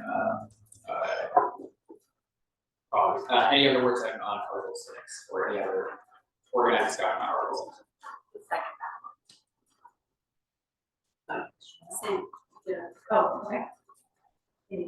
discussion on the amendment? Any objection to voting by unanimous consent to approve, to amend the motion, to place the, okay, to place the discussion item to modify the county's budget process timeline at which time the treasurer, finance director, thank you. All in favor of the amendment, please say aye. Aye. Anyone opposed? Motion on the table. Place on the agenda, the discussion of modifying the county's budget process timeline at which time the finance director can be present. That was so moved, probably by, Mutchler, seconded by. Thank you. Not the original motion. I don't know if anyone's. Oh, sorry. Oh, sorry. We still got to go on the original motion. To place this on. We have a second from Commissioner Redding. And those factors to approve this finance. All those in favor, please say aye. Aye. Anyone opposed? That passes 15-0. Okay, next up we have a proposal to place on the agenda for discussion, change in the name of the assessor to property assessor. Commissioner Mosher. Thank you, and the next two are similar in that I feel they're a gift to the voters, a gift to the citizens, who may not be certain as to what people's roles are. We are not called commissioners, we're called charter review commissioners, which describes more in detail what we do. And so, I found, when I talked to them, I have to, do I need the assessor today, or do I need the auditor today? So I think this is a rather painless way of educating voters, so they know who they're talking to. And I'm suggesting in the first item is that the county assessor in our legal website, voters council, be called the property assessor, because that is what she's assessing, real property, as opposed to the value of a business or the health of the economy or like that. And so that's the first one, so I make the motion that we move this ahead for discussion. And we do that after she shows up, and she might want to come to the current assessor. So how are we doing that? So it lines up with her attendance. For the stated preference of Commissioner Elmas, I'm going to turn my gavel over to Vice Chair Wright to bring up some feedback that we've gotten on this from the assessor herself, who couldn't be here tonight because she is traveling. She cites a RCW that states in every county there shall be elected a county assessor, a county clerk, a county auditor, etc. And that RCW applies to every county regardless of size. The RCW provides the very titles for the elected positions required. She goes on to say, I'm opposed to this proposed change and encourage you to oppose this item as an amendment. There's more to it that is available for public record, or if you want to borrow my copy, you're welcome to it. For that reason, I will be voting no. In consideration of the limited time that we have, I don't think that it would behoove us to change folks' titles if it's in opposition to the RCW that determines it.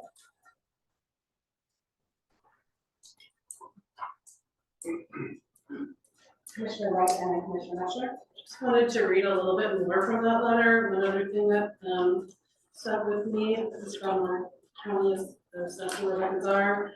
It said, per Jesse Corcoran, Senior Deputy Prosecuting Attorney, Civil Division, Whatcom County Prosecutor's Office, strongly advise the Charter Review Commission that changing the title to one that is inconsistent with RCWs and WACs that govern the county creation and the election of county officials would be ill-advised and create unnecessary confusion. Furthermore, it would be inconsistent with every other county in the state.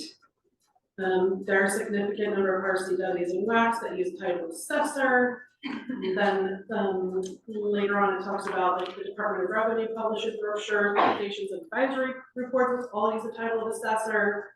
And then there would be the costs of redoing materials and publications, in addition to using, nothing.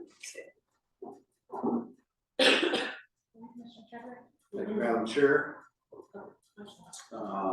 Again, I appreciate what Commissioner Mushler brought forward, trying to make it clear for the voting public and citizens that need these services, whether it's the assessor, the auditor, the treasurer.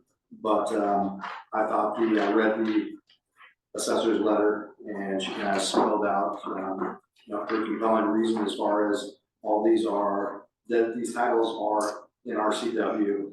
And I think it is unnecessary, and again, we have limited time, and maybe there's some other education opportunities with the public to really educate them on what those positions do. But I will respectfully be disagreeing with Commissioner Muchler and Commissioner Muchler, and also have interest I just want. one second, we'll circle the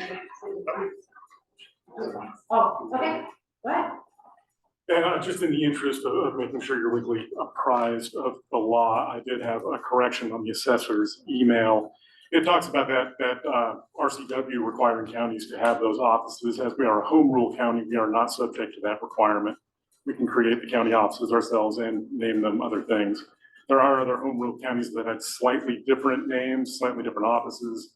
Our county did not create an elective office for clerk, for example. That's required in that statute. So we are not subject to that statute necessarily. I will say our charter does have the assessor following all the general laws, including RCWs, to refer to her as the assessor. So that aspect is still there, but we are free to create the office in a different manner. Thank you for that clarification, Mr. Muchler. And I agree with the attorney, nonetheless, I don't think it's the applicant to change it. It's something we can do. He mentions the fact that the state constitution, the state RCW recommends that tells us to elect a clerk. We don't elect a clerk, we hire a clerk. So, and we also have term limits for some of our offices, not all of them. And if we wanted to, we could probably make them 2 years or 5 years. So I want us to remember the charter controls these things. Not in this case, the RCW, but that's why we have a home rule. So if we thought that this was a good idea, we certainly could do it. Whether we should do it is a good question. I'm going to withdraw my motion because I don't sense the appetite for it. And if I'm wrong, let me know. And I'll do the same with number 7. Appreciate the work of our attorney. Okay, moving on. I have discussion of making the prosecuting attorney a nonpartisan office, also brought by Commissioner Muchler. Yeah, I think this is a long discussion, but I simply make the motion and move it forward. All of our other offices, every single one. Executive, council members, treasurer, so on and so forth. And I don't see a good reason to have the prosecutor have to put an R or E to the name. If he does, then I'll. I move that this is move forward. Second.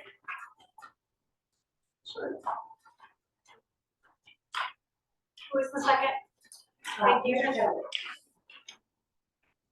Any further discussion on the motion to place on a future agenda the item of making the office of prosecuting attorney nonpartisan?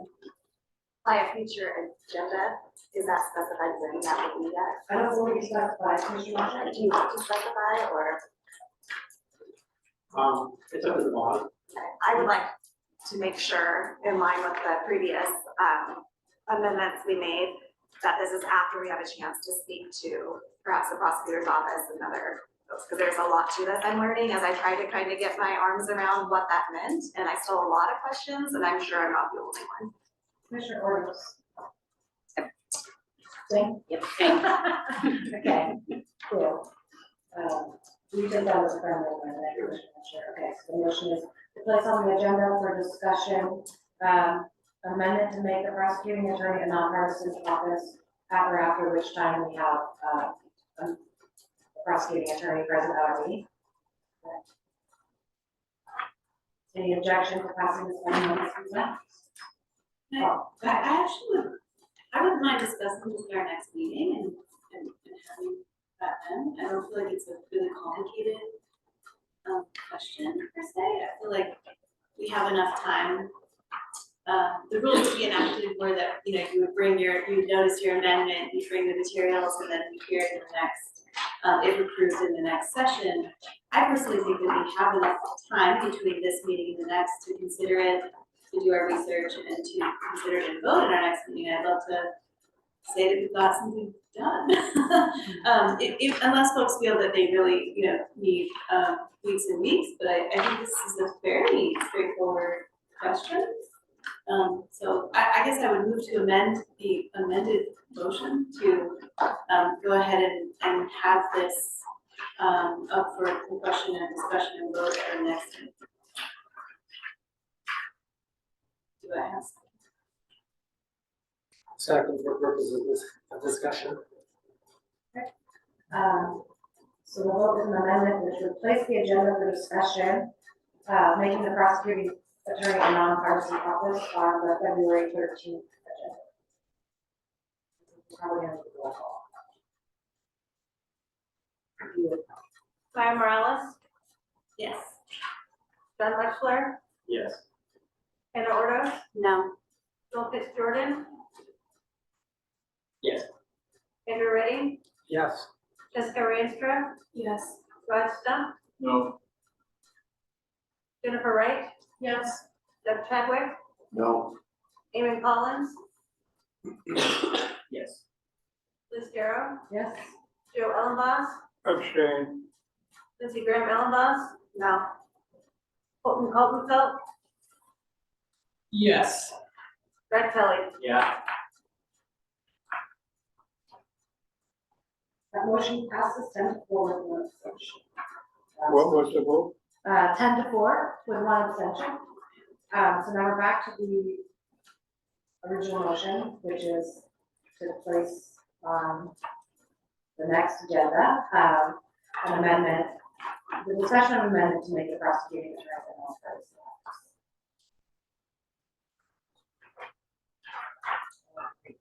So just a point of clarification, so next meeting, we'll be introducing it so that the meeting after will be voting.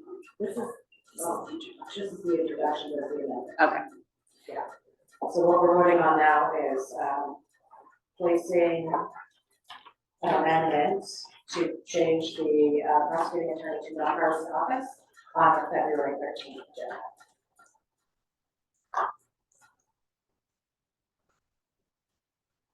Seeing no further discussion, any objection to approving that by unanimous consent? All those in favor, please say aye. Aye. Any opposed? Okay. Hearing we got two more. Okay, up next, requiring a supermajority vote from council to increase property taxes. Commissioner Messer. And that's county property taxes, not other property taxes. I went through the charter and counted how many times a supermajority is required. There's more than I thought. I'm talking times. I want to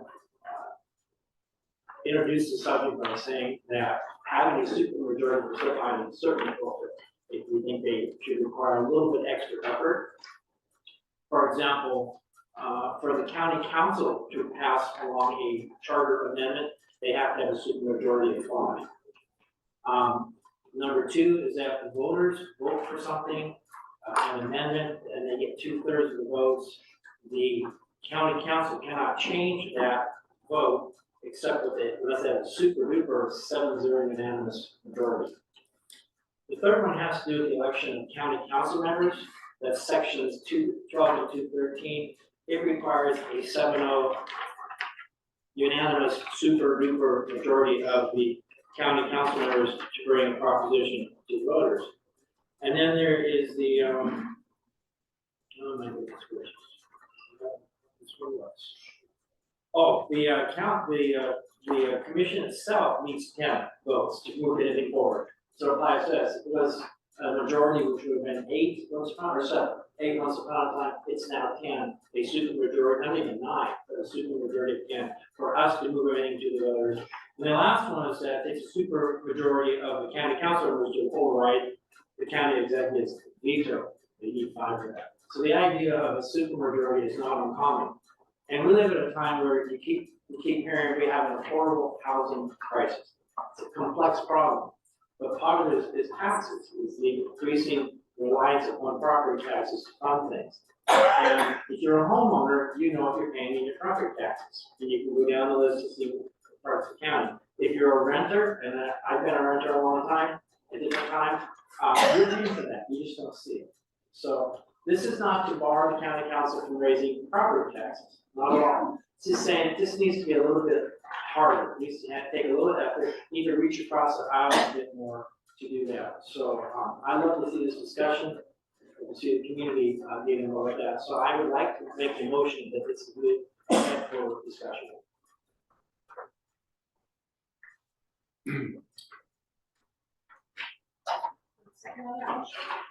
I'll second that.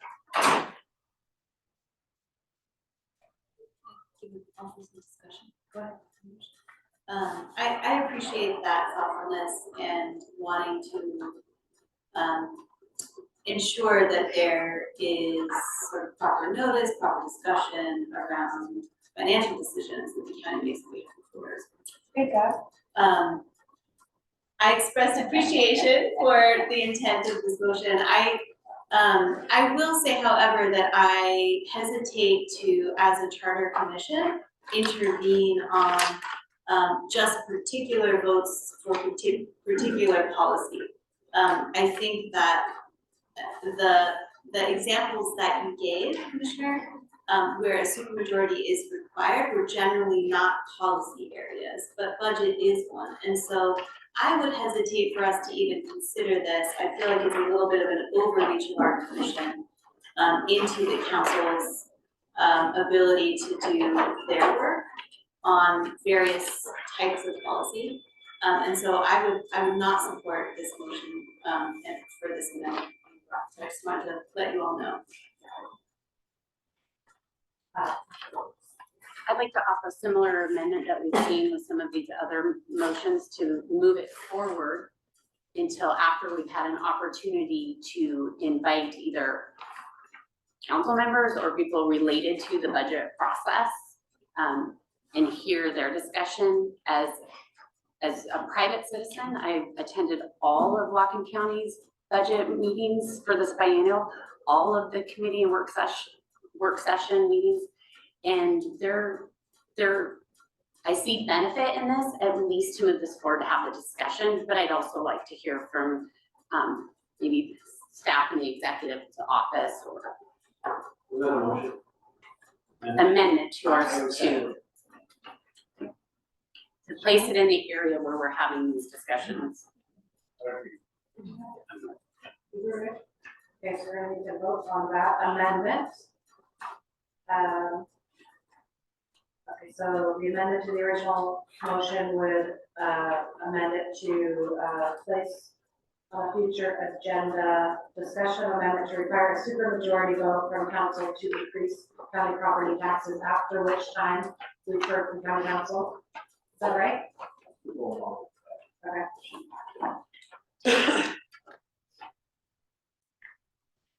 Any objection to approving that amendment by unanimous consent? All in favor, say aye. Aye. Any opposed? Okay, so we're back to the motion to place on a future agenda discussion of amendment to require a supermajority vote from council to increase county property taxes after hearing from county council and those involved with the budget.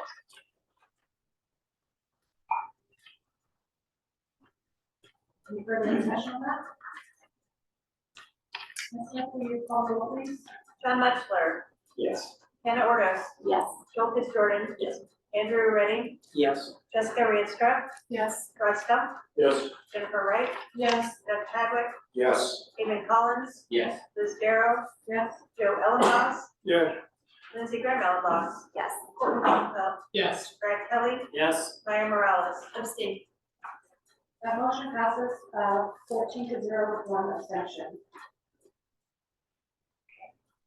We have one more proposed amendment for introduction. And this is Commissioner Redding to change the required number of referendum and charter amendment signatures to percentage of votes cast at last county executive election. Commissioner Redding? Yeah, we currently have it for both initiatives and for mini initiatives. by adoption of the voters 4 years ago now, I guess, 2021. It was re-referenced from being a percentage, 8% of the last gubernatorial election to 8% of the last county executive election. And in the process of doing that, we kind of didn't notice that the referendum one, which was 8% also, didn't get shifted as well, which it kind of should be in terms of making sure it's staying the same for those two, because otherwise you set up a kind of perverse incentive to go for an initiative because it's easier than a referendum, when in fact, it may be that the referendum is the correct measure, and this way there'd be no difference between the number of signatures that you need to get for an initiative or a referendum. And then similarly, we still have the pointers pointed to the, to the gubernatorial, which, if you think about it, also happens during the same year as the presidential. It's a hugely bigger turnout, and all of our local elections are in odd numbered years, whereas the presidential and state are in even numbered years. And so what this does, I understand from Joe, from a conversation I had with him, that the way this came up originally when the charter was done was, that was what was in the RCW. And they just borrowed the language from the RCW, where of course, all of those are tied to the gubernatorial election. But it makes a lot more sense here for it to be tied to the elections that we have right here in Whatcom County. So what I'm looking for here is just to offer to the voters that we make it consistent across the board, a simple thing that all the percentages stay the same, but it's just percentages of the last county executive turnout rather than percentages of the last gubernatorial, and that would make it consistent across the chart. Yeah, I'll add one other thing, that all of the 6 first-class cities have made the change to making it relative to the last election for mayor in those cities, so they're no longer last gubernatorial. And 2 of the 4 county home rule county charter that have a county executive have already made the shift on all of those things to the last county executive race. So the only one that would be left would be Snohomish if we were to do this. And it would also bring uniformity across our charter. So I'll make a motion for that, yeah. Okay, the motion is to place on a future agenda a discussion regarding amendment to change required number of referendum for charter amendment signatures to a percentage of the votes cast at the last county executive election rather than county next gubernatorial county executive. Okay, by Commissioner Muchler. Madam Chair, Yes. I may just put a tail on what he was just saying. In the conversation, it should be known in any review that any member would undertake. This has been considered by multiple charter review commissions. And while the beginning number was, as Andrew stated, the modification so far has been to essentially reduce the number for the one by 50% and the other by 2/3.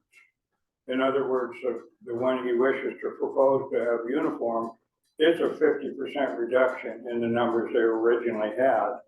And the other one where it's also, the percentage has been reduced, and also the election tabulation that is used as the benchmark has been reduced, thus getting those numbers fairly small. So I don't disagree with what he said, but I just want you to know the rest of the conversation that we had that will be pertinent when we take a look at it. Any objection to voting to place this on a future agenda? Did you have a specific agenda in mind, or is this?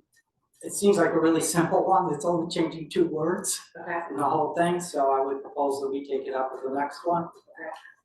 Okay. I don't know that it is as simple as it seems. When you and I met and talked about it, I was in agreement. It seemed like a very, like kind of like fixing an oversight. But the more I dig into it, I think there's more to it, as far as what happened in 2021 when that change was made from the council and then put forth to the voters. So I personally want to make sure we have the time to dig into it and don't make a mistake.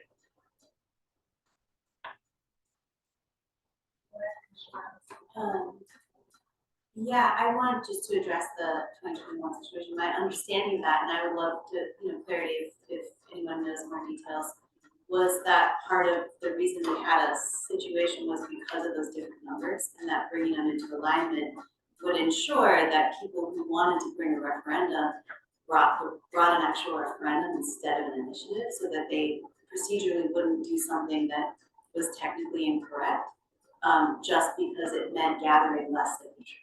That was my understanding of this. So for me, it's a fairly simple issue that actually helps voters and people be able to interact with the charter in a way that is less confusing. That's my understanding of it. I don't know if that's the correct characterization of what happened, but we can ask. Yeah, if I might add to that, we had a situation this year where there was an effort there was an initiative that got enough votes for an initiative, but not enough for a referendum with regard to the Healthy Children's Fund to repeal that. It was ultimately thrown out by a court for a completely different reason, but questions on constitutionality of the thing itself. But the important thing here is, I want to make sure that when people gather so many signatures, they're actually going to not be held. They're not going to have something thrown out because they used the wrong procedure, okay? That they used initiative instead of referendum. I don't care which side it's on. I believe in popular sovereignty, and so I want to make sure that when people go through that amount of trouble, they're not going to have a court throw it out because they used an initiative rather than a referendum. And right now, there's a very perverse incentive to do just that, because trying to get the number of signatures you need under the current thing for a referendum is virtually impossible, to be honest with you, as somebody who has done this.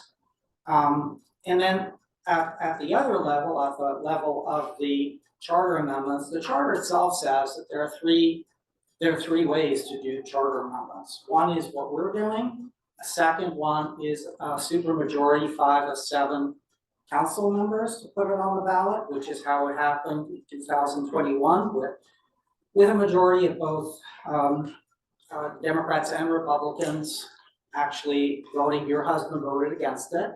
But nevertheless, the critical thing there was, we don't get charter amendments from the people at this point, because to do 15% of the last gubernatorial is way, way, way, way beyond the impossibility of a referendum thing. So if you believe that the charter should say that that's a legitimate way to do it, but then make it impossible in terms of in terms of the number of ballots the number of signatures that you need, then in effect, we're not honoring what the charter is telling the public. I'm not arguing for or against, to make it clear. I was just pointing out the fact that there is a lot to that. And so I wanted the time to accommodate getting all that information. I have not made a position for or against in any way.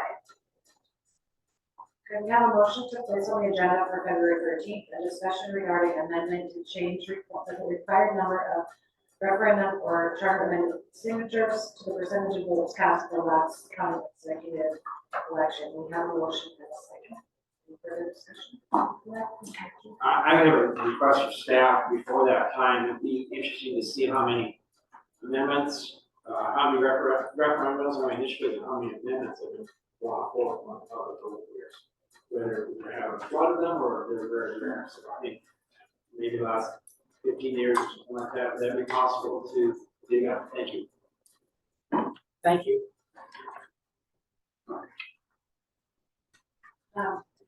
Ms. Smith, can I ask that you call the roll on that vote? In order.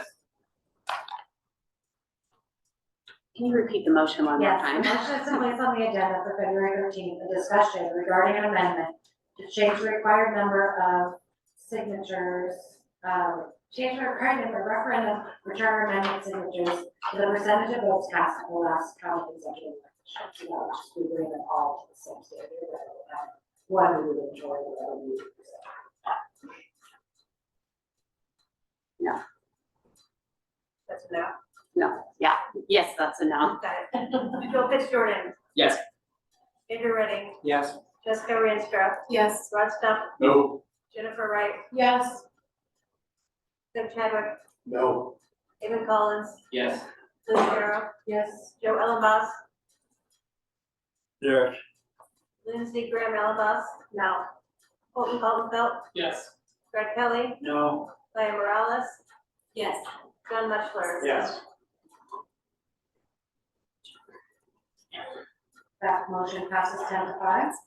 You mentioned it, so we look like we vote for the Democrats. I have one more, before me that I received from Commissioner Joe Ellenboss.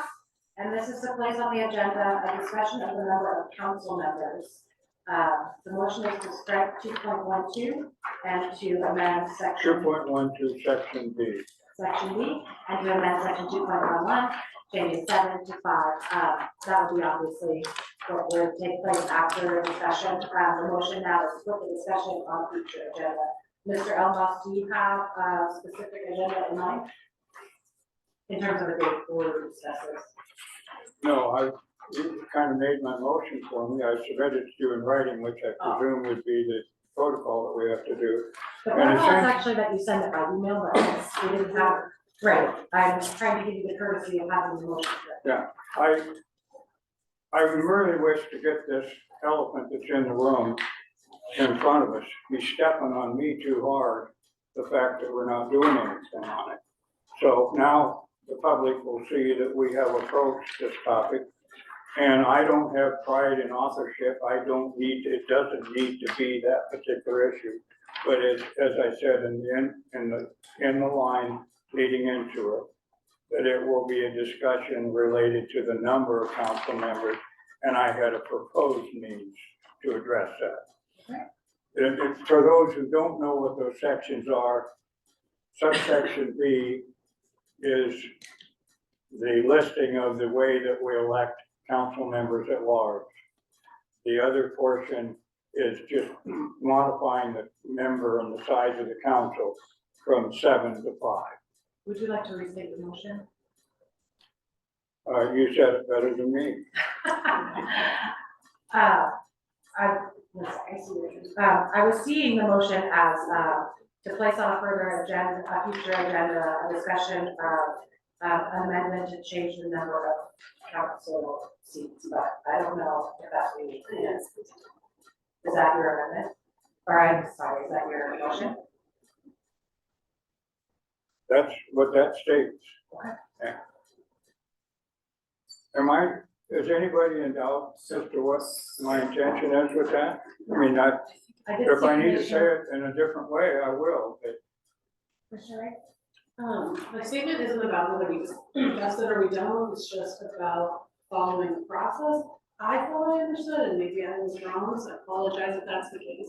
But I thought we had to put these forward before the agenda came out, so that we would have the time to think about it with the wording and all what's proposed there. So I think this is, This is a proposal for a future agenda. That's all. okay, so I mean, so I'm sure I'm understanding what's happening. Can I just clarify? I think you're correct, Commissioner Wright, that we agreed that we had a long discussion about it actually, and Kirsten actually had to get back to us about the exact date of notice, so that it was, I believe in our packet, it says that we need to give our proposed amendment that we would like to be considered for discussion by the Thursday before the following Thursday meeting. Our meetings are switching to Thursday next month. just a reminder. So we can have a talk. Yeah, so I think Commissioner Ellenboss, you would need to put what your proposal is in writing, so, you know, whether by email or just physically, or mailed, to our staffer by the Thursday in advance of our next meeting. Once I saw Commissioner Kelly and then Paul Bell and then. I was, Oh, okay. Reverse that. Go ahead, Commissioner Kelly. So is he just submitting that to you and then the next meeting, it's on our agenda whether we to go forward? So we really don't need to vote on it, he's just handing it to you. I have no instructions here. No before me. Go ahead, Commissioner Kelly. and I apologize, you really could go first if you wanted to. Go ahead. Commissioner Orvis, if I'm understanding correctly, what Commissioner Joe is just trying to say is that he's just putting the motion to alert the chair that it would be up for consideration, not introduction, but would, just like Commissioner Muchler done, it would come forward and then we could decide in the next meeting whether or not we wanted to push it forward to a future date, or if we wanted to consider it for introduction at that next meeting, if I'm understanding you correctly. So he's essentially just, rather than giving an email in a couple of days to be prepared for the next meeting, is giving us this motion out loud.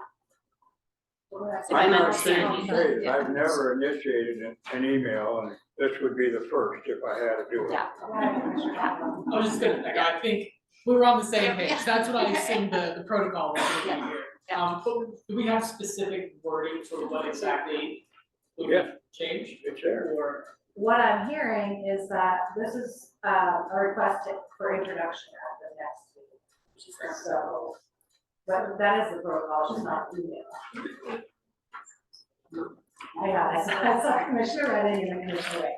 Yeah, so we did pass a motion, I think at the last meeting, at which we specified in the motion that this needed to be submitted in writing with the changes to the actual text of the charter, and then with a rationale for it.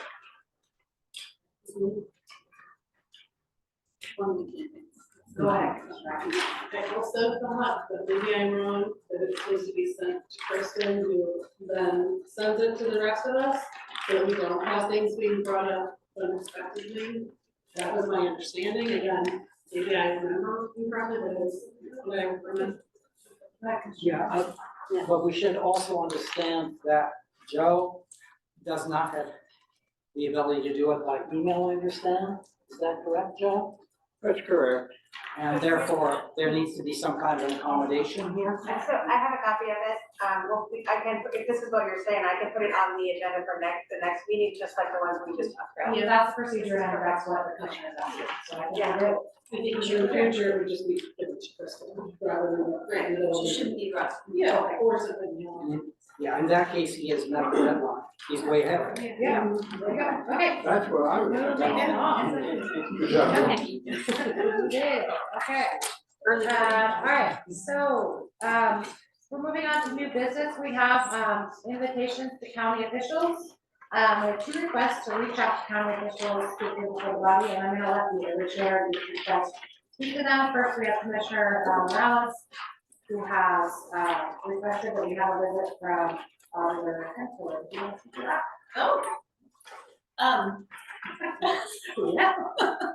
I will speak to that, although I don't think that I made a request. I do think there is a request on the table that is sort of pursuant to Joel's motion to have the auditor visit us on February 27th. So I'll turn that back over to Joel, but I think what is in the packet possibly from me, or maybe folks received it via email, was a list of questions that I had for our auditor's office in our chief deputy elections, and folks are invited to add their questions and send those to Kristen for that future meeting. And I think it's nice if we can give our auditor and chief deputy auditor of elections time to gather the info, 'cause I know some of mine were a little bit meaty, and maybe others also have some that might require like digging for numbers.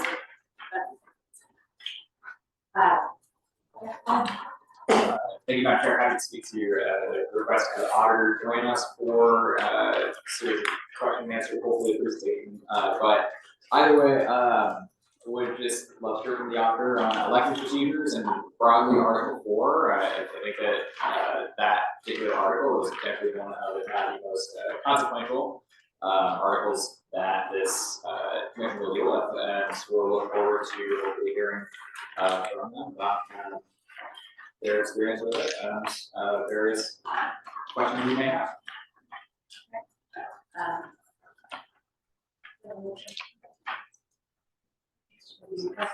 Okay, I just, to the point of other commissioners being able to add questions, I would love for us to be able to review and approve those, at our next meeting, so that we have some time to get those together.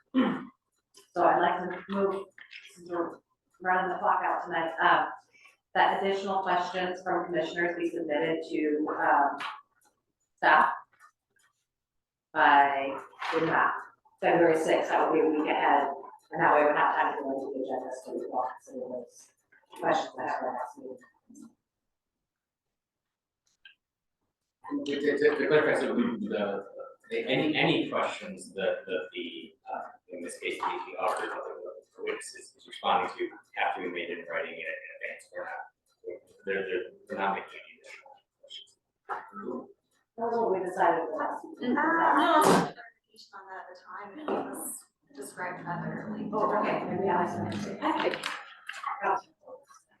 So, yeah, we had a discussion on this about submitting questions, but it did come up, and we can go back and review video about that doesn't keep the body from asking additional questions when they're in front of us, but we, out of respect for their time, as much as we can prepare them with the questions ahead of time, we would do that, but it didn't prevent us from asking a follow-up or asking a question that isn't on there. So that's how I recall it too. So I would, withdraw my motion, I guess that's more of a request. If you have some of those meatier questions, you would get them to present in time for us all. I would look at them for the next meeting, and they'll say this. Thank you, Janet. Okay. So that looks like that is set then, for the February 27th meeting, and then the second one was Commissioner, I'm not sure you have something about executive review. Yeah, thank you, Chairperson. I would like to see the county executive, we have a two-term county executive who is also a county council member. And so I wrote quickly questions for him. It'll take me 45 seconds to do these questions. He didn't have the answers, but these are kind of the things that in my mind as a commissioner.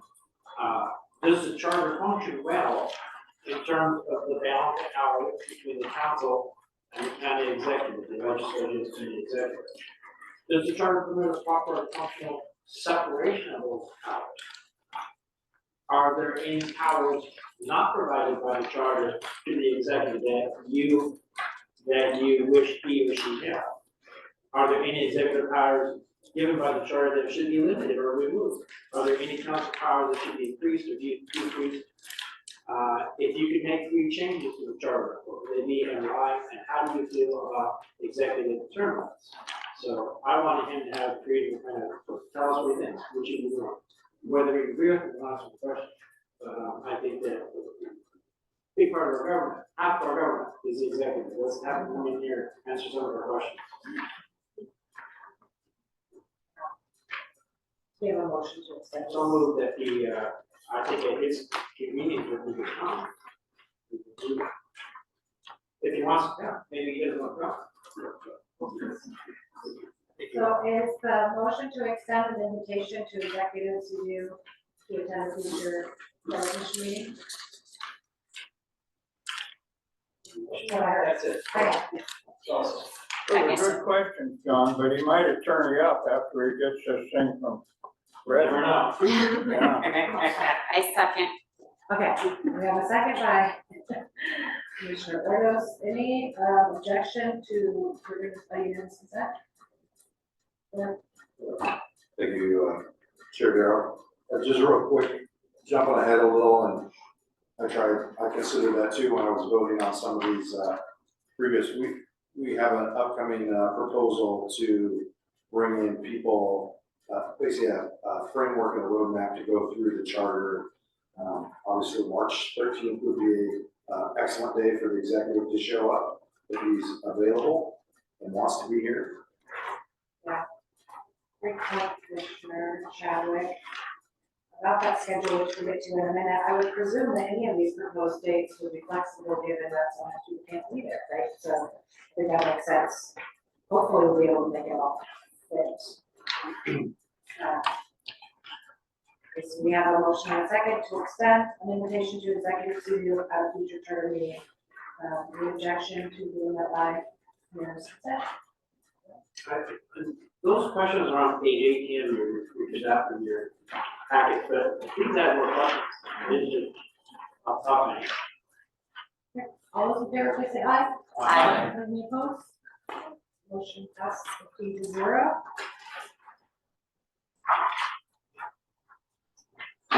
We love that schedule. We're now gonna, wait, we have a resolution. Commissioner Redding has submitted a resolution for the commission's consideration. Take your resolution. Sure, we've all taken an oath of office here to uphold the charter and the ordinances of Whatcom County. And one of the biggest incidents, certainly that has come to public light anyways, in the past 10 years, has been the one that came up last year, where the county council was circumvented in one of its essential powers. And the executive went directly to issue, basically to request that a risk pool issue a settlement without the requisite of first going before the county council as required. It's in County Code 3.05.020. In the following section of the County Code 0.030 also requires public notice. And it doesn't mean public notice in the sense of, that you can do a public documents request, because how would you even know in that case? This is meant to be proactive public notice. And if that had been given, the council would have been alerted to the fact that they had, that a power reserved to them, not only by that, but also by the charter. The charter says you can't, let me go to the actual wording of the charter on this. The charter says both branches, it says there's a separation of powers in the two branches of government, executive and legislative. Both branches are to dutifully fulfill their responsibilities and refrain from overextending their authority. So there's arguably been a breach of that. Obviously, when you take over a power that is meant for the legislative. And I've heard from a lot of you on all sides that there has been a certain imbalance between the executive and the legislative branches, and that this is kind of something that really sticks out there. And the only way we know about this is because even though it wasn't reported on our end, the risk pool is also a public entity, and it's required to report as well. And they reported it on their end. And I understand the way Cascade PBS discovered this was totally by accident. There was no tip-off here. What happened was they were doing a look at all the risk pools in Washington State. And when they looked at that one, they noticed that for Whatcom County, there was a full disclosure on that end, but there wasn't on the other end. And that's what tipped them off, and that's what led them to do a public documents request, which is where all this other stuff spilled out. So I think in order for us to know what is broken, we to know what we need to fix, we need to know what is broken. We need to have a clear determination of what happened there in terms of the law. And that's not been looked at. There's been a lot of looking at the HR side of this, but there's not been a lot, as I see it, at kind of the elephant in the room, which is the legality of going around the legislative power. So this is essentially asking, inviting the county council to do the only thing they can do here, because there's really a real problem of conflict there. The prosecutor represents the executive and also represents the council and also represents us. It covers all of those things. And the prosecutor assigned a deputy prosecutor to carry out this settlement in that very clause, right, 3.05.020, that later in the clause says that for any amount over 25,000, you've got to go to the council. So, and then the deputy prosecutor who was assigned to do that was subsequently shifted to the council position, just as this became a matter of public inquiry, and was essentially telling the council, nothing happened here, don't worry. And the problem with that is you have the very person who carried out the whole thing being the one telling the council, of course, there's no problem here. So a basic principle of law is you can never be the judge in your own case. And so what's being asked for here is for the county council to do the only thing it can do under state law here, and that is to be able to go to a superior court judge to get permission to hire somebody specifically for this purpose, and then to take it again to a judge to actually determine what happened here and settle it, so that we know for sure what happened here, and then can make the appropriate proposals to deal with that in terms of how do we need to modify the charter to deal with this situation.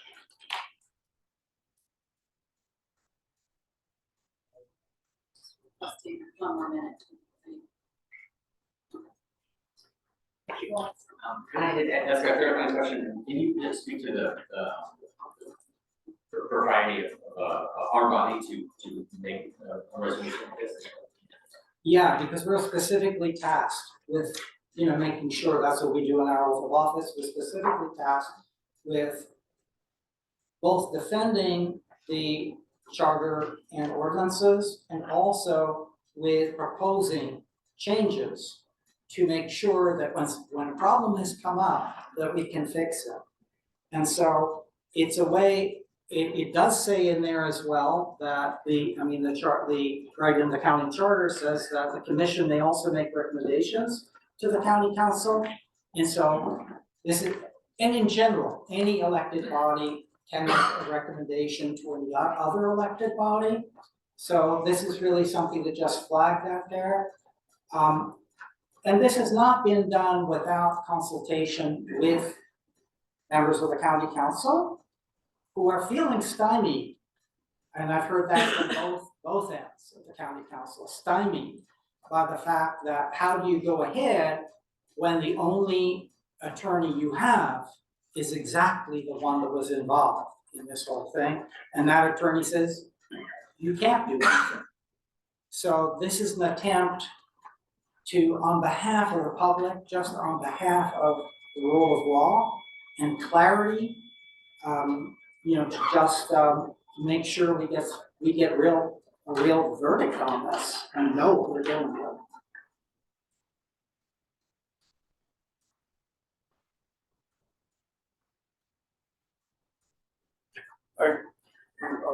Is it appropriate for me to say anything? Yeah. Okay. I mean, I start getting whiplash. Bang, bang, bang. But I'm listening to what Andrew has said in this, and I have taken a look at it prior, and I think the questions that they're posed are legitimate. I don't know the proper procedure for every step, but his proposal for this to come forth at this time so that we get feedback, not to a hypothetical, but to a real situation, becomes important for each of us to discern how we're gonna handle it. I mean, if we got 3 different kids saying that the other one broke into the cookie jar and busted the lid when they did it, and we wanna solve that problem, maybe that's oversimplification, or attempt to solve that problem, we wanna know the details behind it. And the best way to get that is, maybe not the best way, but certainly a way, would be the proposal that is laid forth in here and the queries that are set forth. So I'm supportive of that particular philosophy. That makes me again side with the Democrats, I guess. But I'm not doing this as a Democrat. Commissioner Redding, real quick, did you have a motion? Yes, a motion to adopt. Motion to adopt the resolution as written, is that the motion? Okay. Second. I would second. Okay, we have a motion and a second, go ahead. I would actually motion to amend that to delay a vote on this to our next meeting.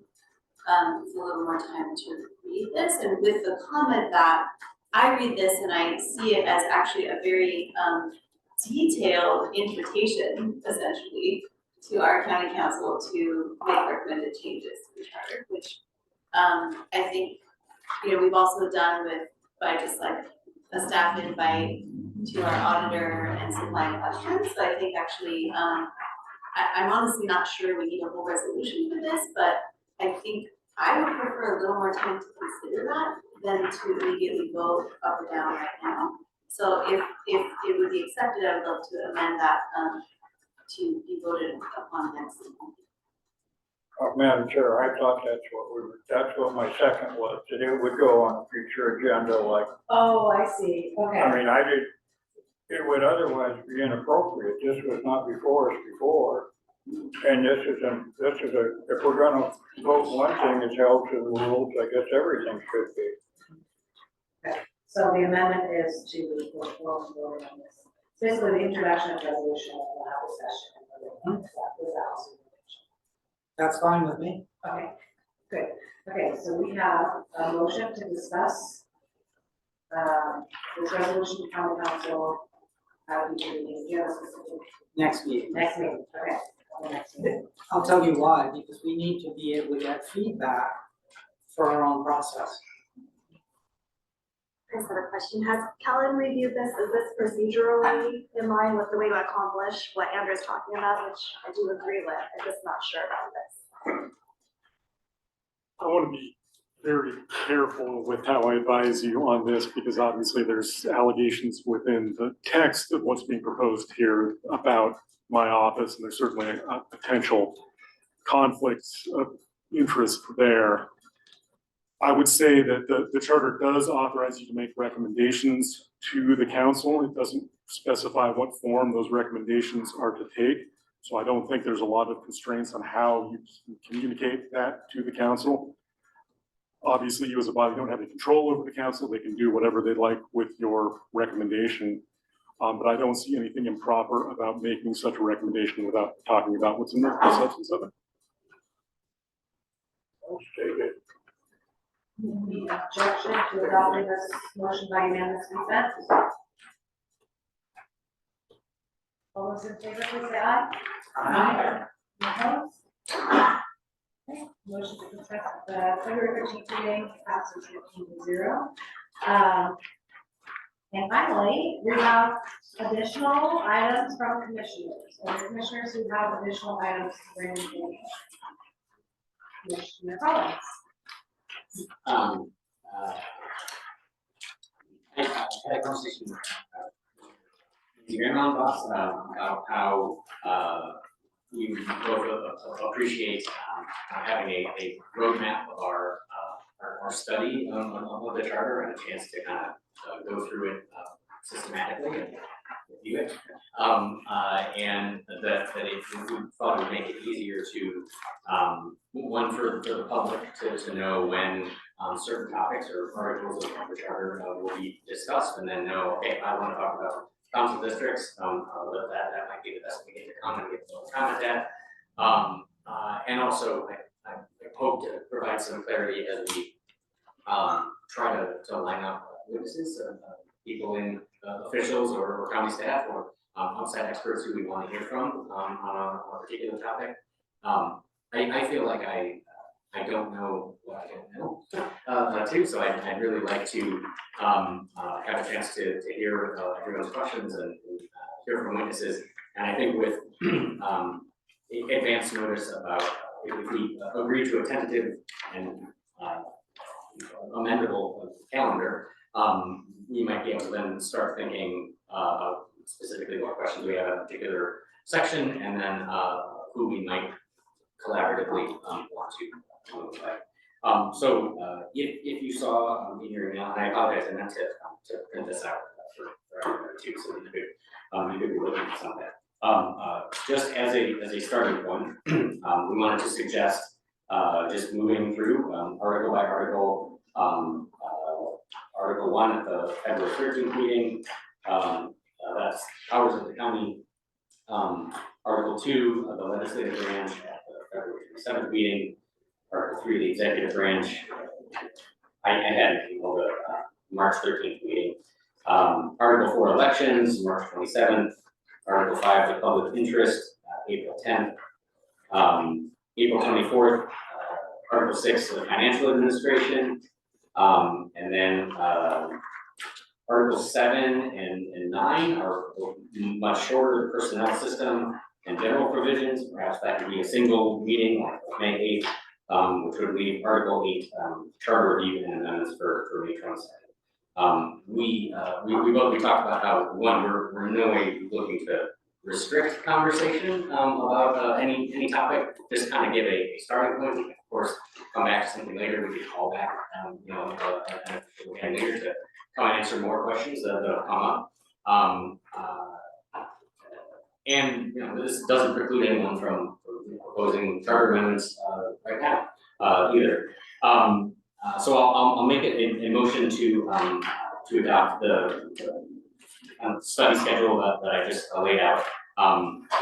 But also with the comment that if it makes sense right now to change any of that order, that's fine with me. My goal is to have a predictable and systematic kind of move through the chart. So if, like, in order to accommodate a particular official, like if we wanted to keep the auditor coming at February 27th, I don't know, she may very well be able to come up with one, and perhaps we would switch those.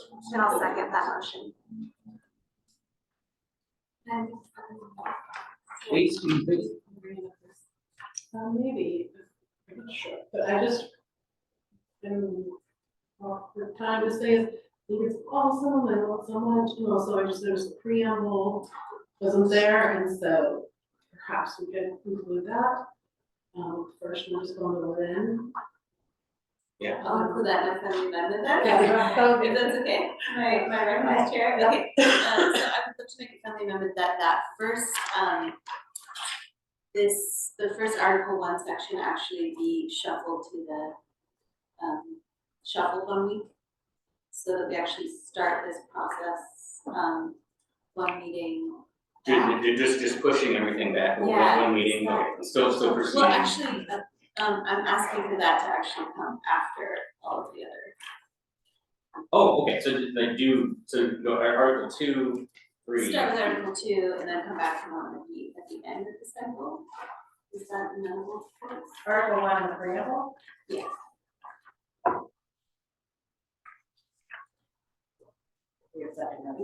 I'm trying to make that clear. Yeah, I don't have a preference about the order. I just want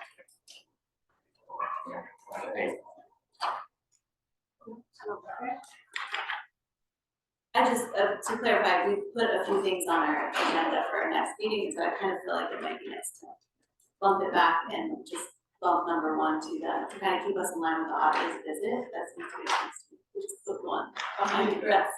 And you're not saying start with Article 2 in February? I am saying. Oh, okay. No, I'm saying start with Article 2 and yes, thank you. Okay. Reason being that we've stacked a whole bunch of things for the next meeting already, and that would keep us there. Yeah. I was looking for that lovely schedule that Chris laid out for us. When are we limited? It's not that one, the one of our next meetings. Oh, look at that, it's blue. Okay, so we're adding Linda and Linda, so we should. Yeah, it's also a consideration of, sorry, I'm on board. Please go ahead. Just to clarify too, it's also a consideration of like the amount of time needed to be able to address that section. If anybody has something they'd like to bring in line with us reviewing that section, it's not a lot of time in advance right now, so it seems like good to bump it out. I just wonder as well, like some of the questions that Commissioner Muchler was wanting to ask of the executive, I wonder if we would want to ask similar questions to council members or other people in terms of balancing power and what changes they'd like to see. So I just wondering if there's not another reason to switch it to the end, just back. It starts on the 27th, does that still give us enough time on the other end to make any changes we want to make? I don't know, it's just. Is this an amendment? I don't know, I'm like, I'm hesitant to just make amendments without checking with the group, I'm a first checker. It looks to me, if I may, that March 13th, we are dealing with the executive branch. And so that might, if that works with our executive, that might be dovetailing nicely already without having to shift too much. Maybe I'm misunderstanding you, right? I don't know. No. I think the other. Go ahead. I'm getting, I don't think I'm the only one, I'm getting really confused. There's so much stuff that's We been. restate my amendment. Yeah, So it's not a motion. But I think some people are confused about what meant. So basically, I was amending this to say that this Article 1 chunk, that we skip 213. We skip February 13. And we do what is on our agenda instead of reviewing this section. We handle the items that we voted on tonight, and that section gets bumped to the end, so past the last date one meeting, but we still follow the rest of the schedule. Does that make sense? Okay. And what I was hearing is, does it make sense to just start with Article 1, the preamble on the 27th, and have it shift everything? So I think it's kind of. You were saying there's already an invitation. Yeah, we have our. Okay, Okay, so motion stands. Go ahead, Commissioner Muchler. I would, with all due respect, like to speak against the idea. We have a lot to do. 3 meetings and we passed the Pledge of Allegiance and unpassed it.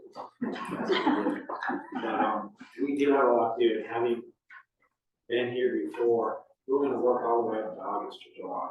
And my own view is that we ought to individually be studying the charter. We should have, by now, read it about 10 times.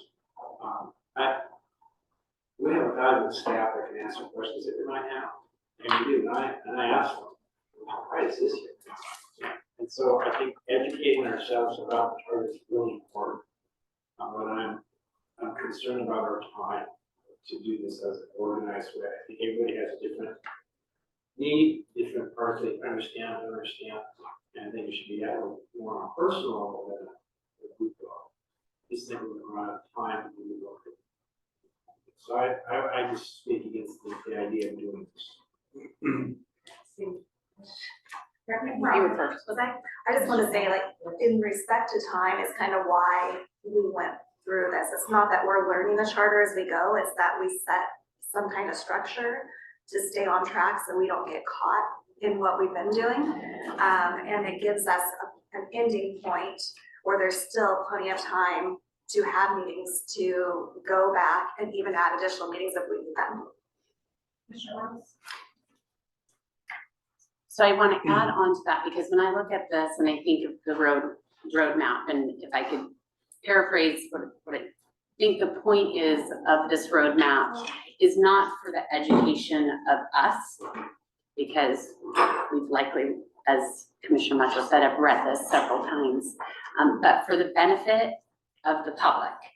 Because I don't know if it was your experience, but my experience in campaigning and working with many of you to educate the public about the charter, we found that there wasn't a lot of engagement. It happens every 10 years. So if we have a system of where we're taking section by section, and we can move faster or slower based on what comes up during those times, but what it does is it gives us the public the ability to know when we're gonna put a little extra focus in these particular areas.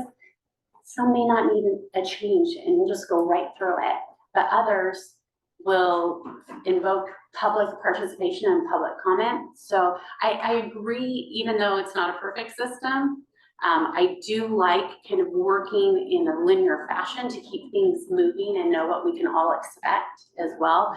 But really, I see this more as a benefit for the public rather than a benefit to us. Thank you, Madam Chair, and I really want to thank the good members from District 5 and District 2 for working on this, asking for a yes vote on it.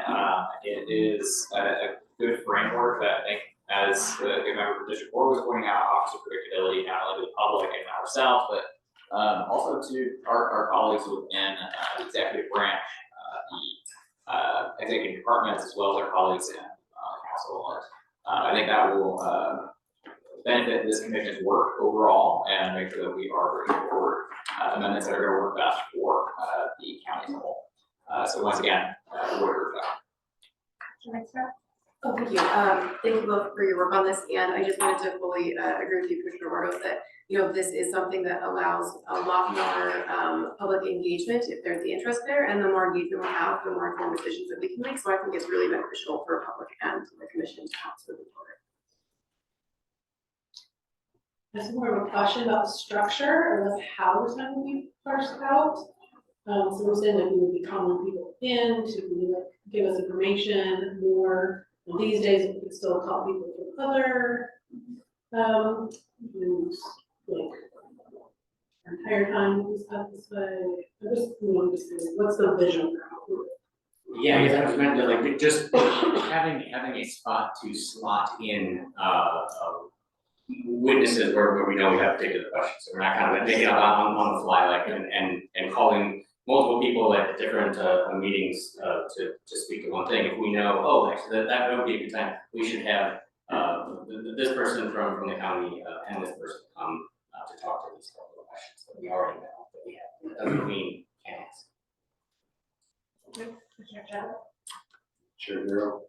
Again, I appreciate the effort being put forward to come up with a system that we can follow, clear expectations to the commission. I think it helps the public understand what's coming up. And I think everybody here, depending on what district you come from, everybody has a little different perspective on what's important.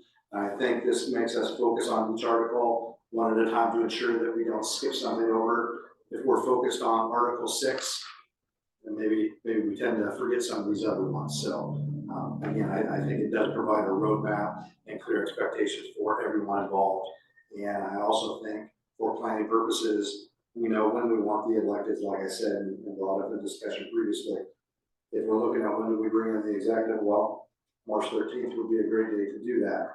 And in the same vein, if we're looking to propose an amendment, looking at the schedule, trying to govern ourselves accordingly and submit that information in time to have those discussions at that time. But I also appreciate that there's still some time and it doesn't lock us into going back or bringing something up out of order if that becomes necessary.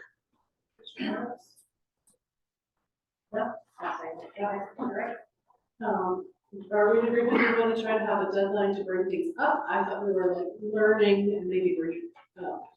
Or another one, we're just wondering about nuance.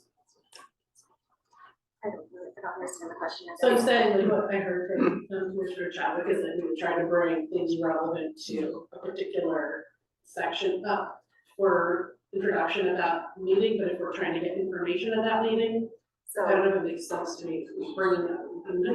For introduction, I would, that's how I would envision it, the separate introduction to go following. Sure. My understanding, kind of paraphrasing what I think you mean, Commissioner Wright, is that if we know that we're going to be discussing a certain section, that's when we would want to submit the information that would come forward for introduction. So it would be up for introduction that, in that same meeting. Does that make sense? Yeah, but if we're And then asking voting on them it the next. questions to learn from them, we may not be able to submit it till the following time, right? That's Like, if fine. I'm there to ask them I would think anytime questions, after, then right? I don't wanna be limited to like, I'm supposed to have something Yeah, I to think, introduce at this time, I just want it to be like, here's my time for learning, and then at some point in the future, I might and I can't speak for Amen, but I think kind of addressing the amendments that we decided to push down earlier, this would kind of take care of that. So I'm not saying it has to be done then, you don't have to be ready, but we wouldn't do them before, so the body had, and the audience had a chance for engagement. Really important distinction, thank you, because when I look at this, I see this as on February 27th, we'll be discussing the legislative branch. So that's almost saying we'll be reducing that discussion. So just want to make sure I have that right. We just want to do some before that, yeah. And to clarify, my understanding is we can still bring proposals when we want to bring them, but this just really helps us make. Yes, especially in hindsight, like once we go past, right, would be the hope that we can do whatever we want to. Okay, so these are the like information sessions by article. Am I understanding that correctly? Okay. Good, thank you. Okay. The motion is to adopt a charter review schedule by article, beginning with Article 2 on February 27th. That moves Article 1 and the preamble to June 6th. Please call on the roll. Phil Pitts-Jordan. Yes. Andrew Redding. Yes. Jessica Rienstra. Yes.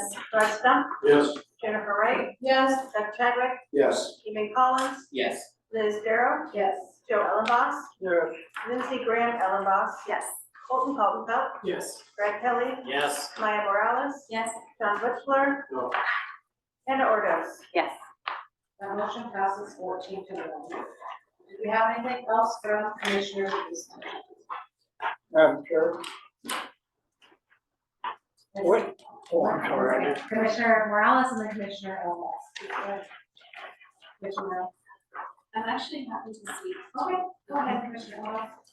Yes, I just wish to, I presume this is a good example of what I'm gonna talk about. When we wanna attend and participate in a video conference or whatever, we don't have any rules as it relates to that. Don't think that we do. Robert specifically states that we have to adopt specific rules in order to facilitate that. So if in February, I'm not available to come here and I want to participate, I don't have any means of doing it. And if we did do it without adopting those rules, Roberts covered that as well when he said any action undertaken that's not in strict compliance with the rule is null and void. So that whole meeting, you take the danger of striking the results of that whole meeting. It's a fairly simple process, and I'm just going to read the paragraph of Roberts as it relates to that. Okay, you may decide to meet by video conference or teleconference.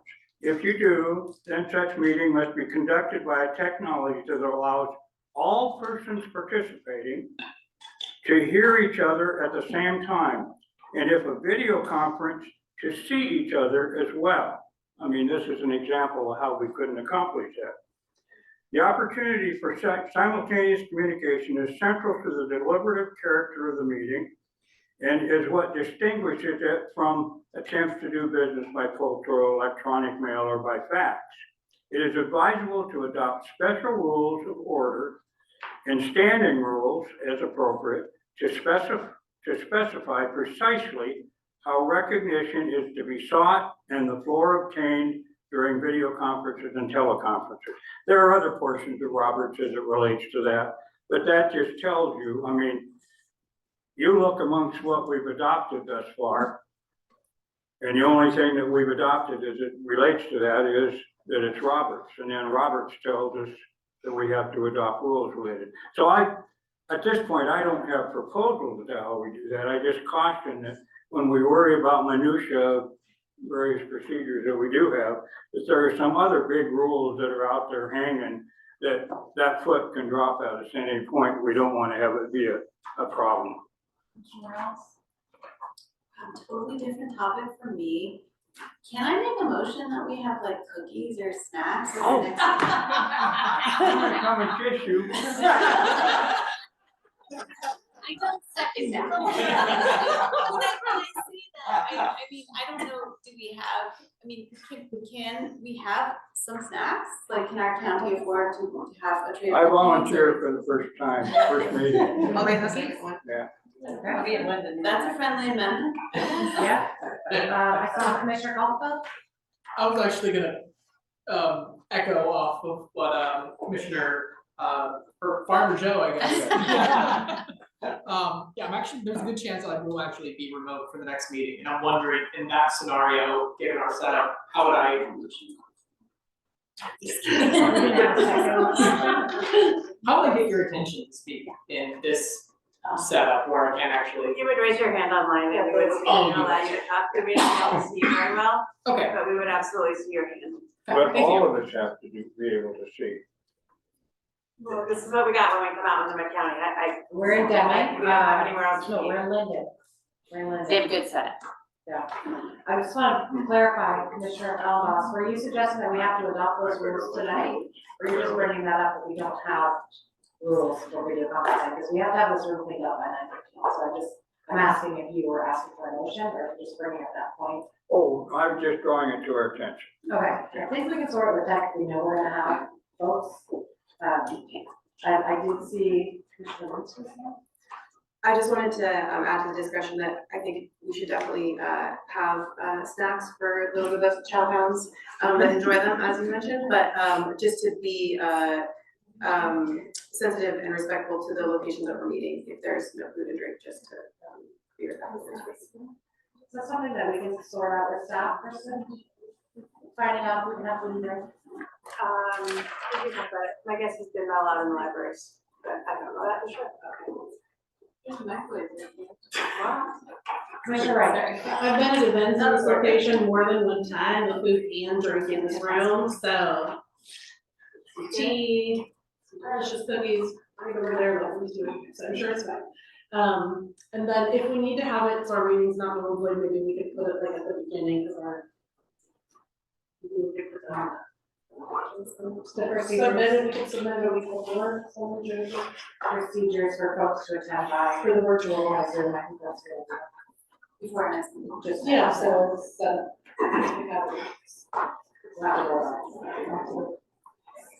Okay, if there's nothing else, do we have a motion to adjourn? Second. Any opposed? Mark, ask you.